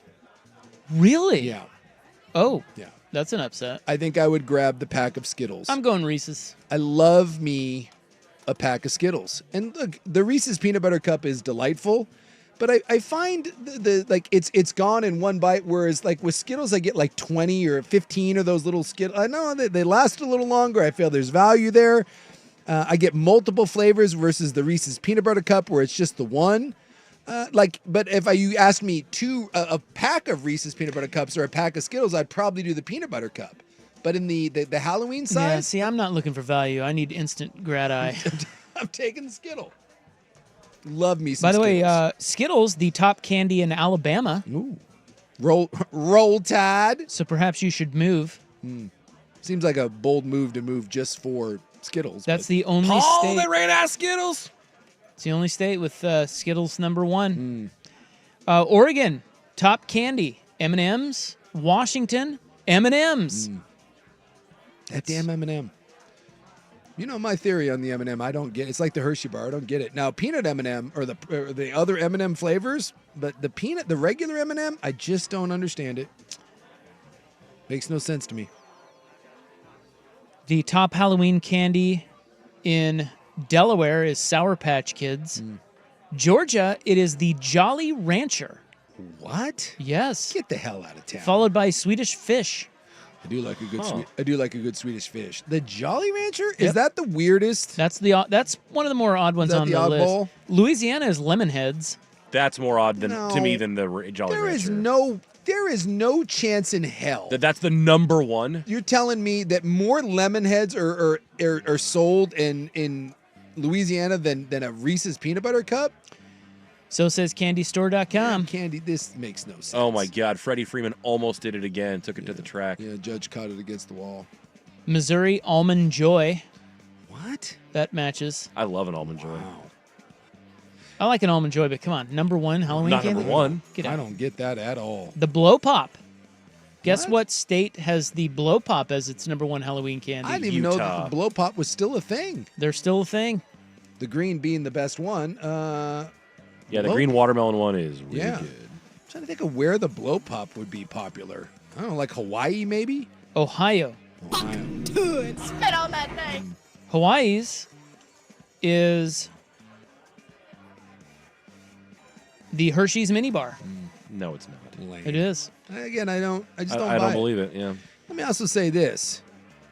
To the Hershey Mini Bar, there's the bar that I drink at a lot has a bowl of Halloween candy that just sits on the bar. It's always the last one left, isn't it? And you look in that thing right now.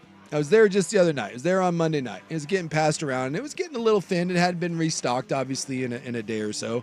And there were 2 candies in abundance. Now, I sifted through and found, a thing or two.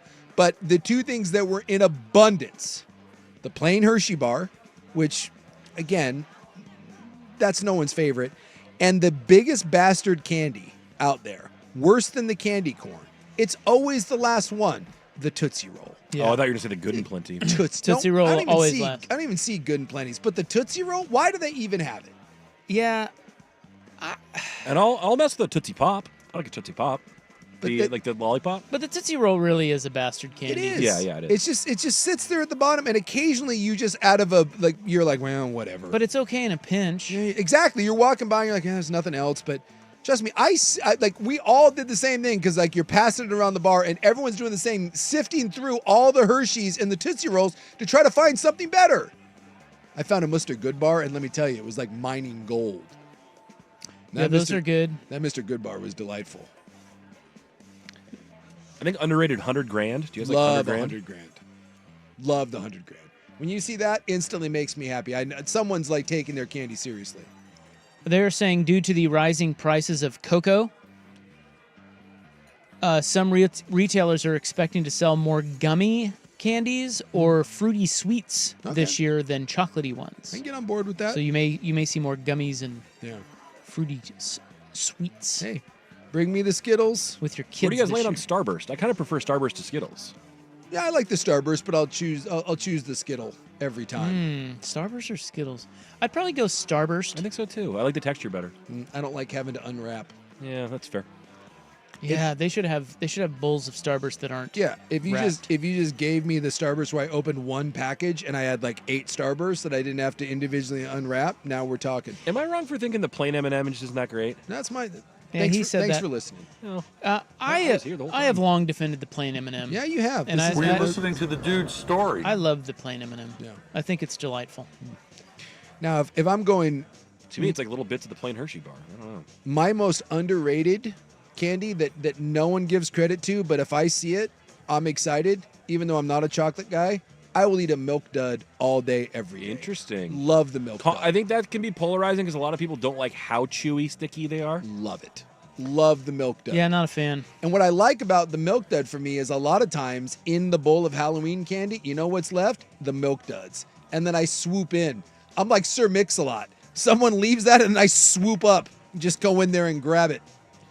Yeah, I'm that way about the Whoppers. I like the malt balls, and they're frequently left behind. Of the left behind candy, that's by far the best, I think. Well, the Milk Dud goes north of the Tootsie Roll. Yes, but the Whopper is south of the Tootsie Roll. In No my way, opinion. not even close. The Whopper is gross. Don't like the Whopper either. Now, if you actually handed out Whoppers, Only in a- pedophiles like Whoppers. What if you actually had the Burger King Whopper? Now that would be a great Halloween. When's the last time you had a Burger King Whopper? I don't know. Oh man, forever ago. I couldn't tell you the last time I went to a Burger King. I bet you mine was in the 90s. Oh, and I'm not even kidding. Mine was in this decade for sure. I don't even know. Like, I never encounter a Burger King, but you know, Well, they're everywhere. You know what I like about the Whopper is I swear they spray on like a fake grilled flavor. Like they have like the Totally. like the flame grilled taste, but like they have a flat top like everybody else. I'm pretty sure. So I think they just are like, here's what a grill tastes like, and they throw some grill flavor on there for all you. that I stuff love is that. the same thing. It's a good bit though, because they for the longest Yeah. time rivaled McDonald's because they just tasted different. Yeah. But I never see them. Yeah, they're around. Well, it never occurs to me to go. Well, I try not to eat fast food, but if I do, I don't know. It's not a Burger King. Why not? I don't know. It's just like if I'm gonna splurge and eat some crappy food, it's not gonna be a Burger King. Although I'm not gonna lie, I kind of want a Whopper now that we're talking about it. But like I got the Chick-fil-A there. I got like a Wendy's. You know, there's better options. You have like the Dave's hot chicken now that are popping up. You had one of those sons of guns? There's one of those in Beaverton. I've only had it one time, but it was No. awesome. I'll tell you Again, you know me and chicken sandwiches. Well, it's not a chicken sandwich. You just straight get the tendies. Yeah. I'm telling you, you need to try yourself some Dave's hot chicken tendies because that is delightful.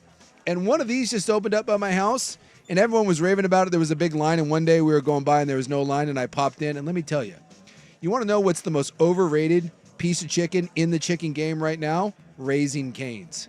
I didn't know we even had those around here. Everyone wouldn't shut up about it. It's just Isn't it kind of like the South's? Well, not their main chain, but it's really big in the South, right? It's just a chicken. There's no flavor to it. There's no spices. Like I thought that it would have like its own. Like if you go to Chick-fil-A, you know what a Chick-fil-A chicken tastes like. It's like a Popeye's rival in the South, right? At least it's but supposed to be. It's just a plain ass chicken tender. Huh. It was like what you'd buy at a gas station. It's a gas station chicken tendy. And let me tell you something, Raising Cane's, I'm on to you. And it's Bush. I need better than that. If there's a Dave's Nashville chicken anywhere near Raising Cane's, why anyone would go to the Raising Cane's is beyond me. All right, up next, we're going to track the confidential movements of world leaders. It's actually really easy on the fan. Oh, hey, what's up? Rob sticking around for the Niche. They got a new deal coming up. What is today? The 30th. So in a couple of days, I'll tell you about their new deal. But this one is great right now for the next 2 days in October. Here's what they're offering at Window Nation. If you need windows for your home, you will get half off. So you buy 2 windows. For every 2 you buy, you get 2 more free. And that deal is unlimited, and you can pay nothing with no interest for 2 full years. So October is the best time to buy new windows. You can test drive your windows, open them, see how they open. Do they stay open? Do they open correctly? Are they hard to open? These things can all be red flags that you might need new windows. And, you may hear similar offers from other home improvement companies, but we trust Window Nation here because they are truly the window experts. It's all they do. They have a 96% customer satisfaction rating. 96% of their windows installed require no follow-up service, and the professional installation teams have over 10 years of experience. So nobody else you need to call if you need windows, just one, maybe 30. However many you need, you're going to save 50% right now and pay nothing with no interest for 2 full years. So to get on their books and schedule a free no-obligation quote, just call 866-90-NATION, 866-90-NATION, or log on to windownation.com. The season begins. Simons gets up into the grill, makes the steal.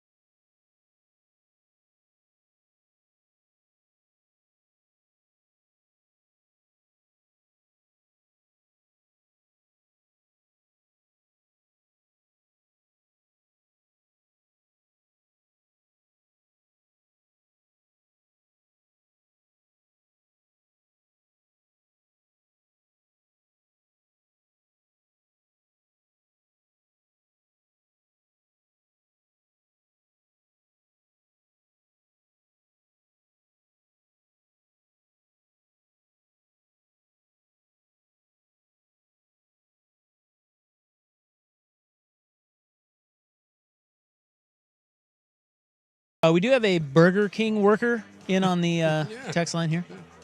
Former. And because Buck was calling out Burger King. I don't think I was calling him that. I think I was saying I loved the fake flame grilled flavor. Yeah, but you called the flame grilled flavor fake. Is it not fake? They sprayed it on it's there. It's real grill grease. He is saying flame broiler. Worked there in the 90s. Only fast food hamburger I'll eat. You can't pull it early. You put it in on one side and can't touch it until it comes out on the other side. No 16-year-old kid under pressure to get it out could pull the patty early. And that's how they get the flame broil. Huh. Or the flame. So there's not any extra flavor, though. That still has not been confirmed. There are flames, but I feel like there's a fake flavor. My buddy is texting and he's very pissed, saying that he now is craving a Whopper and needs to go get one, and it's our fault. I think the Whopper is the better burger between McDonald's and Quarter and pounder or a Whopper? Whopper. Really? Yeah. Boy, Doesn't it have that weird mayonnaise on it, or like the? Well, yeah. I think that's probably the principal difference. Is Burger King goes ketchup and mayo, whereas McDonald's with a quarter pounder goes mustard and mayo. Yeah. Or mustard and ketchup. Excuse me. Yeah, I think that the quarter pounder is better. You also get. But then you get E. coli. But you get actual produce on the Whopper. You get lettuce, tomato, and onions, whereas quarter pounder you just get meat, cheese, ketchup, mustard, pickle, onion. I'm just trying to think the last time I thought to myself, you know what I need? A McDonald's burger or Burger King. That just doesn't happen. That is not a craving. What is the worst food you crave? Chili's in Mexico City? Hey, that Chili's was great. that God intervened and pointed us to that Chili's. Like he did he? He did. Careful now. God intervened, did he? He did. We may have been slightly overserved. We went to the Mexican wrestling, the Lucha Libradores, right? Mm-hmm. Lucha Libre, yeah. Yeah, and they were serving. They had these mammoth like boots of Tecate, whereas so it was like it was one glass, but it was two full Tecates, and I think we had 8 of them apiece. So we're 16 Tecates deep at this point, and then we head out into the evening, and then we made our way down to another bar. And so by this time, it's like 12:30 at night, and we were kind of just eating and drinking as we went along the street because there's all these street vendors that are open. Why are we telling this story again? We know. Why I ended up there.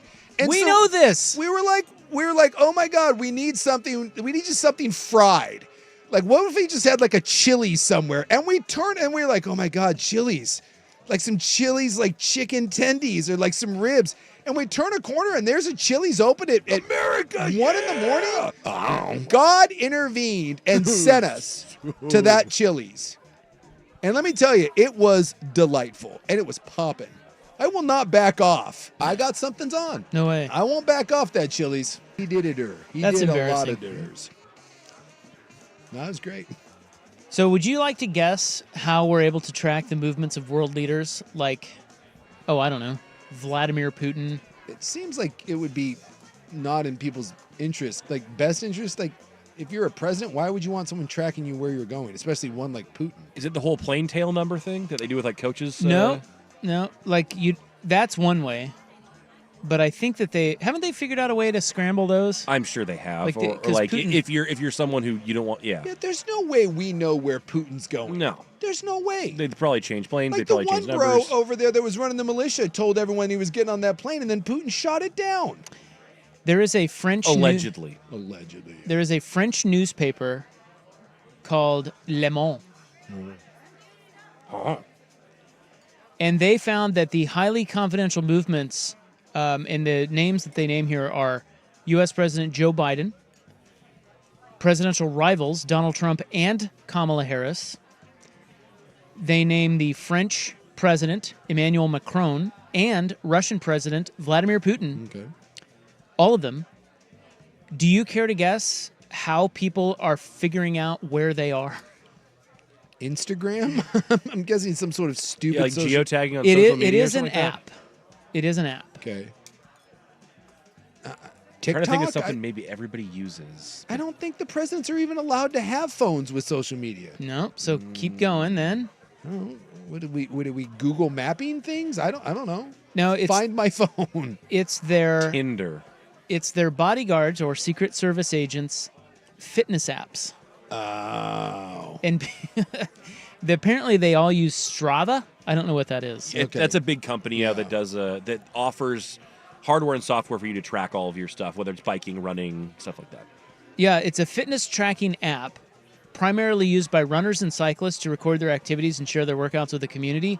Well, apparently Le Mans found that Strava users are among the security staff for Macron, Putin, Biden, Harris, and Trump. And they're able to track them, huh? Well, so I guess if you know who the security people are, if then you can just know follow who them on they the app. are, you can follow them, and you know security- where they are. And all the security bros you would assume are really into fitness. You're like, let me just track my run. Yeah. Probably circled the hotel they're staying at. Exactly. Seriously. It's so funny The that point this, that they left from, probably where the dignitary is, and the point they came back to, come on, probably do where we- the person is. Do we not find this funny that it's a little ridiculous? That how absurd.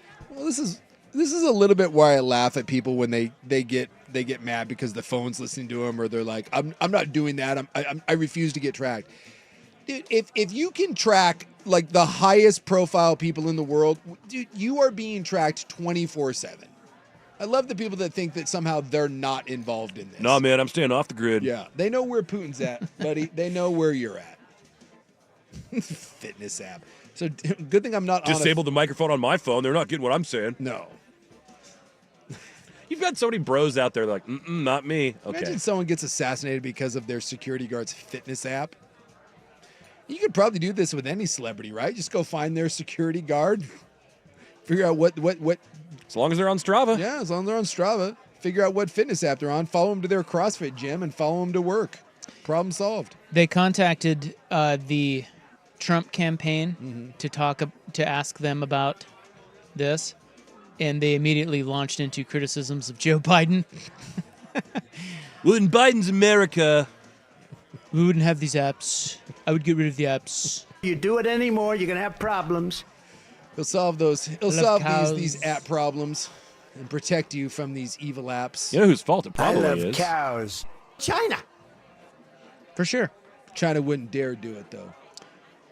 The Harris campaign would not comment. Of course, the Putin campaign, not a campaign, but Putin's people would not speak to them. Putin's people are busy pushing their security guard out of a window right now and telling We'll them execute the baby. to get a new phone. Macron's office said that the consequences of the issues reported by Le Mans are very slight and in no way affect the security of the president of the republic. Yeah.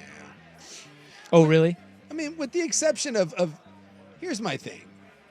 Like, anyone that is going to make an attempt, wouldn't you just wait for them to make a public appearance? Or if you really were some sort of clandestine, like covert Tom Clancy, Rainbow Six, don't you think you could figure that out other than some sort of fitness app? I think the point is that what we're learning, at least by the response of some of these, the people that protect these high-profile people, is that it doesn't matter if you know where they are, you are not going to get them. Right? Like that we're protecting them even if you know where they are. In other words, you're never going to just catch them walking around a mall. Exactly. Oh, he's at the mall. I better go get him now. No, because if you go to the mall, guess what's going to happen? They're going to kill you. Well, after the Trump attempt. Well, maybe not. The But one you know what I mean. The one in Butler, I was listening to a thing with a Secret Service guy, and he said, and I thought it was interesting. He said, unfortunately, if you're willing to die, he said it's actually quite easy to get close to whatever figure you want. Now, if you're trying to do it and get away with it and get out alive, that's not happening. That's an entirely different animal. But he said if you are committed and your whole thing is come hell or high water, I'm taking that person out, and you don't mind sacrificing your life or a couple other lives to go with you, it's actually... You can do it. You can do it. He said that at that point it becomes the prevention. You have to catch the person before they hatch the plot. You have to catch them in the planning phase. Otherwise, it is very, very challenging to stop someone that's doing it at that moment. All right, we have a dog poop trash bandit, and he's been called out. Oh, yeah. That's next. Here's Buck. Now, from the Fan Sports Desk, a Sports Center update on 1080 The Fan. Ryan Buckley with this SportsCenter update. First on the Fan. On the Diamond tonight, it's Game 5 of the World Series between the Dodgers and Yankees. Yankees yet again trying to avoid elimination while the Dodgers can lift the trophy with a win. But it's all Yankees so far. Top of the fifth, 5-0 New York. They have home runs from Aaron Judge, Jazz Chisholm, and Giancarlo Stanton. Right now the Dodgers with a couple on and nobody out in the top of the fifth, facing Garrett Cole. Elsewhere in baseball, reports indicate the White Sox will hire former Padres outfielder and Rangers hitting coach Will Venables as their next manager. On the hardwood, the Blazers make their first ever trip to the Clippers' new Intuit Dome tonight. Shaden Sharp, Matisse Thybulle, and Robert Williams have all been ruled out for Portland. Tip-off is at 7:30. The Clippers are favored by 7.5. And on the pitch, the Portland Timbers have signed midfielder Diego Chara to a one-year contract extension through 2025 with a club option for 2026. More sports scores and stories in 30 minutes. I'm Ryan Buckley at the 1080 The Fan Sports Desk. Listen live or on demand on the Odyssey app, the Fan's desktop player, or tell your smart speaker to play 1080 The Fan. Got a smart speaker? It's the Fan in your office at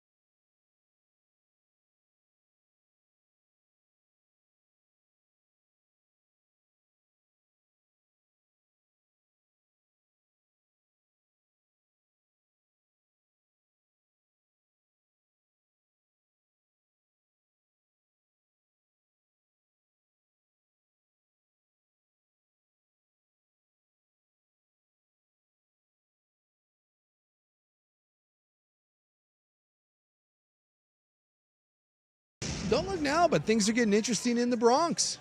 Yankees are up 5-0. Yeah, Dodgers had one on, lazy fly ball to center field, and Aaron Judge just drops it.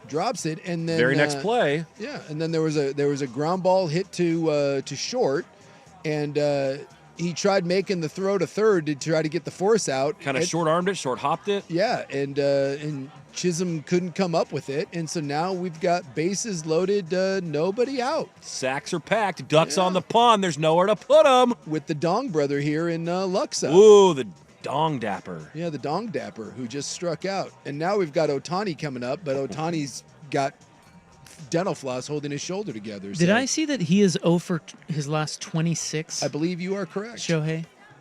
Damn. Well, I mean, he can't hold on to the bat. Although I heard something today but he only hurt his shoulder 8 at bats ago. And last night he hit 2 of the balls he hit off his bat were over 100 miles an hour off the bat. They really? just got caught. Well, anyway. Well, he had the big one that he had the double that turned into the triple to tie the game in game 1 that led to the Freddie Freeman. And outside of that, he's done nothing. But wouldn't it be? I mean, he's taking his cuts here.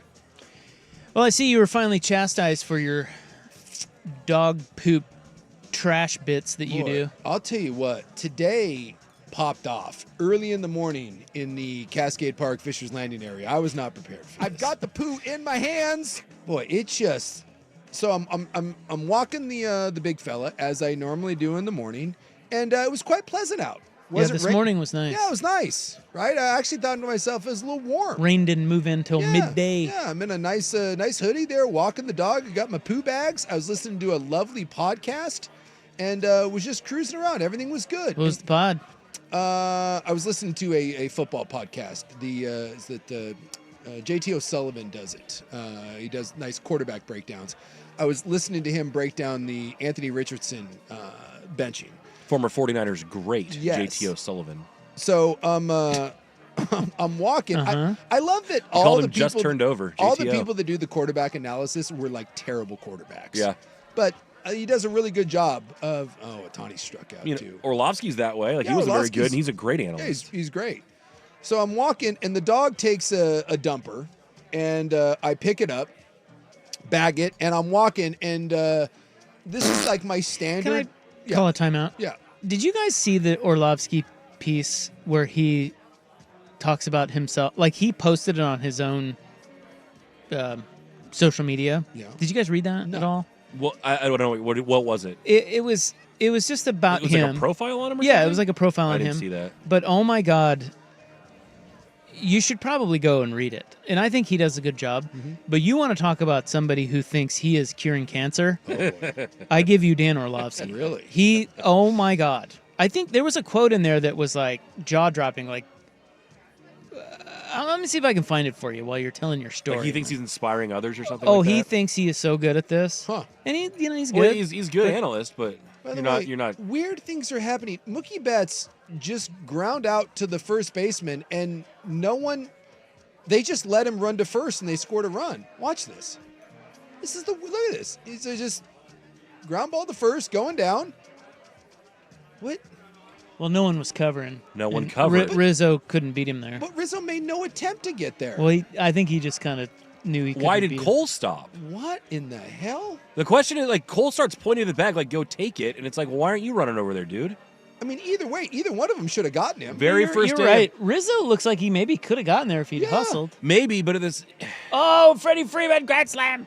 No, that is not a Freddie, it's a Freddie But Freeman foul ball. How about? I mean, I thought it was a grand Would you put it past him? No, I think this would be. Could Dude, you imagine right now he's going to the hit a grand final slam. blow? That Yes. inning should be over. So it's 5-1 Yankees, 2 outs in the 5th, and Freddie Freeman's up with the bases loaded. Yeah. And the inning should be over. Hit a granny. Oh my gosh. Come on, you little What bitch. a weird situation. So I'm walking the dog. He takes a poop. I pick it up, tie it off in the bag, and I keep walking. Now, I've said this many times. If someone has their trash can right on the curb or just, off the curb by a foot or two, I will take my dog's poop that is wrapped and tied in a bag, so it's no different than any other trash, and I will walk and throw it away. And there is a house along the street that I walk quite a bit, one of them, that I've done this several times because they keep their trash cans like in a little side gravel thing that is maybe 2 steps off the curb. You have to walk 2 steps to throw it away. And I proceed to walk my 2 steps with my dog. I throw it in, and I kid you not, as I am closing the lid on the trash can, their front door opens up, and I hear, "What the F are you doing?" And I'm like, huh? And I turn, and out comes this lady wearing like yoga pants and a Cal Berkeley shirt. Age-ish? Huh? Age-ish? Late 50s, Okay. early 60s. Okay. Nice. And she is just Didn't like that. mother blanking me. And then the garage door opens. And I'm like, and the garage door comes up, and out comes the What was husband. that? Out Why do you do that when garage doors open? Well, I'm already like dealing with this lady, and the garage door comes up. Freddie, base hit. Base hit. It's gonna score what, 2? At least. Oh my God. We got a game. 5-3. We got a game. God, he's awesome.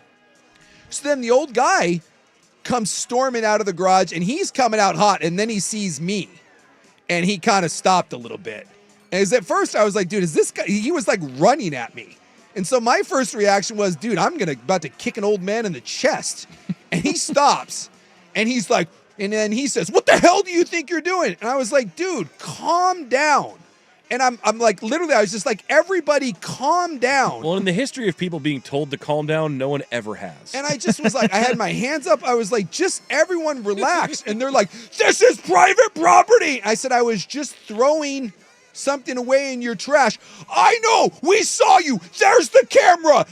And they just are screaming at the top of their lungs. And I just say, just calm down. And they're like, you take that out of our trash right now. How dare you come on to our... And I'm like... He made you sift it out of there? Yeah. And I was like... Learning people, no. And I just was like, dude, just breathe. We are okay. And then I told the old man, I said, you need to back up right now. And he was like looking at me and I said, do not come near me. I said, I will take this out of the trash. You need to back up right now or I said, this doesn't end well for you. And he goes, oh, you'll deal with my wife. And I said, that's fine. I'll deal with my wife. You need to go back. You do not get to run Wait, you'll up. deal with your wife? Yeah, deal with the wife. Because at this point, my dog is a little unhappy about this. He does not like that an old man is now yelling and running at us. So he goes back into the garage. The lady keeps yelling at me, and I said, I will gladly take the trash, the poo out of there. I said, it's tied, it's in there. And I said, I didn't know this was a problem. She goes, you are on. I said, it's right on the curb. I've done it before. She goes, oh, I know. We've seen you. And I was like, no problem. They were waiting for They're your watching. ass. And they then were waiting. And then she starts telling me about how she has signs on the grass that say keep. And I said, I've never once let my dog go on your grass. And she goes, yeah, but other people have. She goes, you have no idea the rude people that I deal with in this neighborhood. They poop in our yard. And I said, have I ever done that? And she goes, no, I've seen you. And I said, does my dog ever go on your grass? She says, no. I said, have I ever not cleaned up after my dog? No. And I said, then why are you mad at me? And she goes, you don't know what we deal with. And I said, no problem. I'm going to take it. We'll leave. We don't have to deal with this anymore. You don't know what they deal with. So I take the poop out of the trash. Did you throw it at her? No, I did not. I stayed really calm. And it would help because Doesn't sound like it. No, dude, I stayed calm. My voice never raised. I never yelled. And I said, I got it, and we're going to leave. And so they go back in the house. The garage door shuts. 2 other people were walking by and witnessed this whole thing. And they were like, oh, my God. They're like, what is wrong with people? And I was like, I don't know. I was like, all I did was just throw this away. And the one couple was like, I do the same thing. And I was like, yeah, I wouldn't walk up to someone's house, but they're like, oh, I do the same thing. Don't worry about it. And I was like, I don't know. They were really pissed, and we were kind of laughing. Open the front door again. Out comes Cal Berkeley lady screaming at me again. It's not funny. Saying, why can't you just leave this alone? And I said, what? She goes, just get out of here. Why do you have to tell everyone in the neighborhood? And I said, they approached me. I said, so what do you want me to do? So now she's the arbiter of what conversations can be had on the sidewalk? Yes. And so she comes out yelling at me again, telling me about how everyone terrorizes their yard and their dogs. So I calmed her down and I was like, ma'am, I was like, I am not your enemy. It is okay. I said, I will never do this again. I said, I respect your sign. I respect your yard. I was like, you don't need to scream and yell. This is fine. I'm like, I do not want it. I said, by the way, I like your sign in your front yard. She had a Trump for prison sign in her yard. And she goes, well, thank you. And I was like, we can just all just kind of calm down. And so we calmed it down. And then she started being like, well, I just get worked up. She's like, I've had to chase people down to get them to clean up. No, you haven't had to, Madge, or whatever your name is. And that's when I said, you've never had to clean up after my dog. You never will clean up after my dog. I don't even let my dog go in your yard because there's the sign. So she calmed down and I said, if you'd actually talk to me, I said, I'm actually a pretty nice guy. And I said, all you had to do, because that's when I said, you shouldn't have your husband run out at people. I said, that can be really bad. I said, if someone runs at me and gets close to me, I'm like, that may not go well. And she goes, what would you have me do? And I said, you could have just opened your door and said, excuse me, sir, can you not put that in our trash can? And I would have said, great, no problem. I'll go about my way. And she was like, yeah, I could have handled that better. That probably would have been better. And she was actually then turned very nice. She let me know what her name was. And I said, I've lived in this neighborhood my whole life. She said she's been there 20 years. And she said, I'm actually really nice. Why don't you come by? We give out great Halloween candy. Aww. Yes. And I said, actually, my kids are older. My kids are all grown and out of the house, but I appreciate the offer. And I said, I'm glad that this doesn't have to be a thing. And I said, when you see me out walking or you see the nice Japanese lady, she goes, yeah, I've seen your She said, I've seen your partner out walking the dog. I said, say hi to us. We're actually nice people. And we shook hands and we went about our way. So it actually ended up being a nice kind of calm thing, but holy hell. Yeah. I have never seen two people come out of their house hotter and angrier. They were waiting. Than those people. They'd been waiting for you for months. Oh my gosh. And they finally saw it. It was their moment. Wow. To pounce. Wow. And by the way, note to anyone listening. Yeah. Don't put your dog poop in other people's trash. Just don't do it. It smells.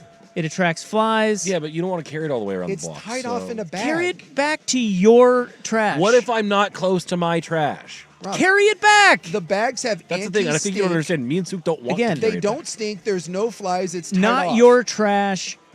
Put it in your own damn trash. You a-holes. We'll wrap it up next on The Fan. Who's number one? Oregon 38, Illinois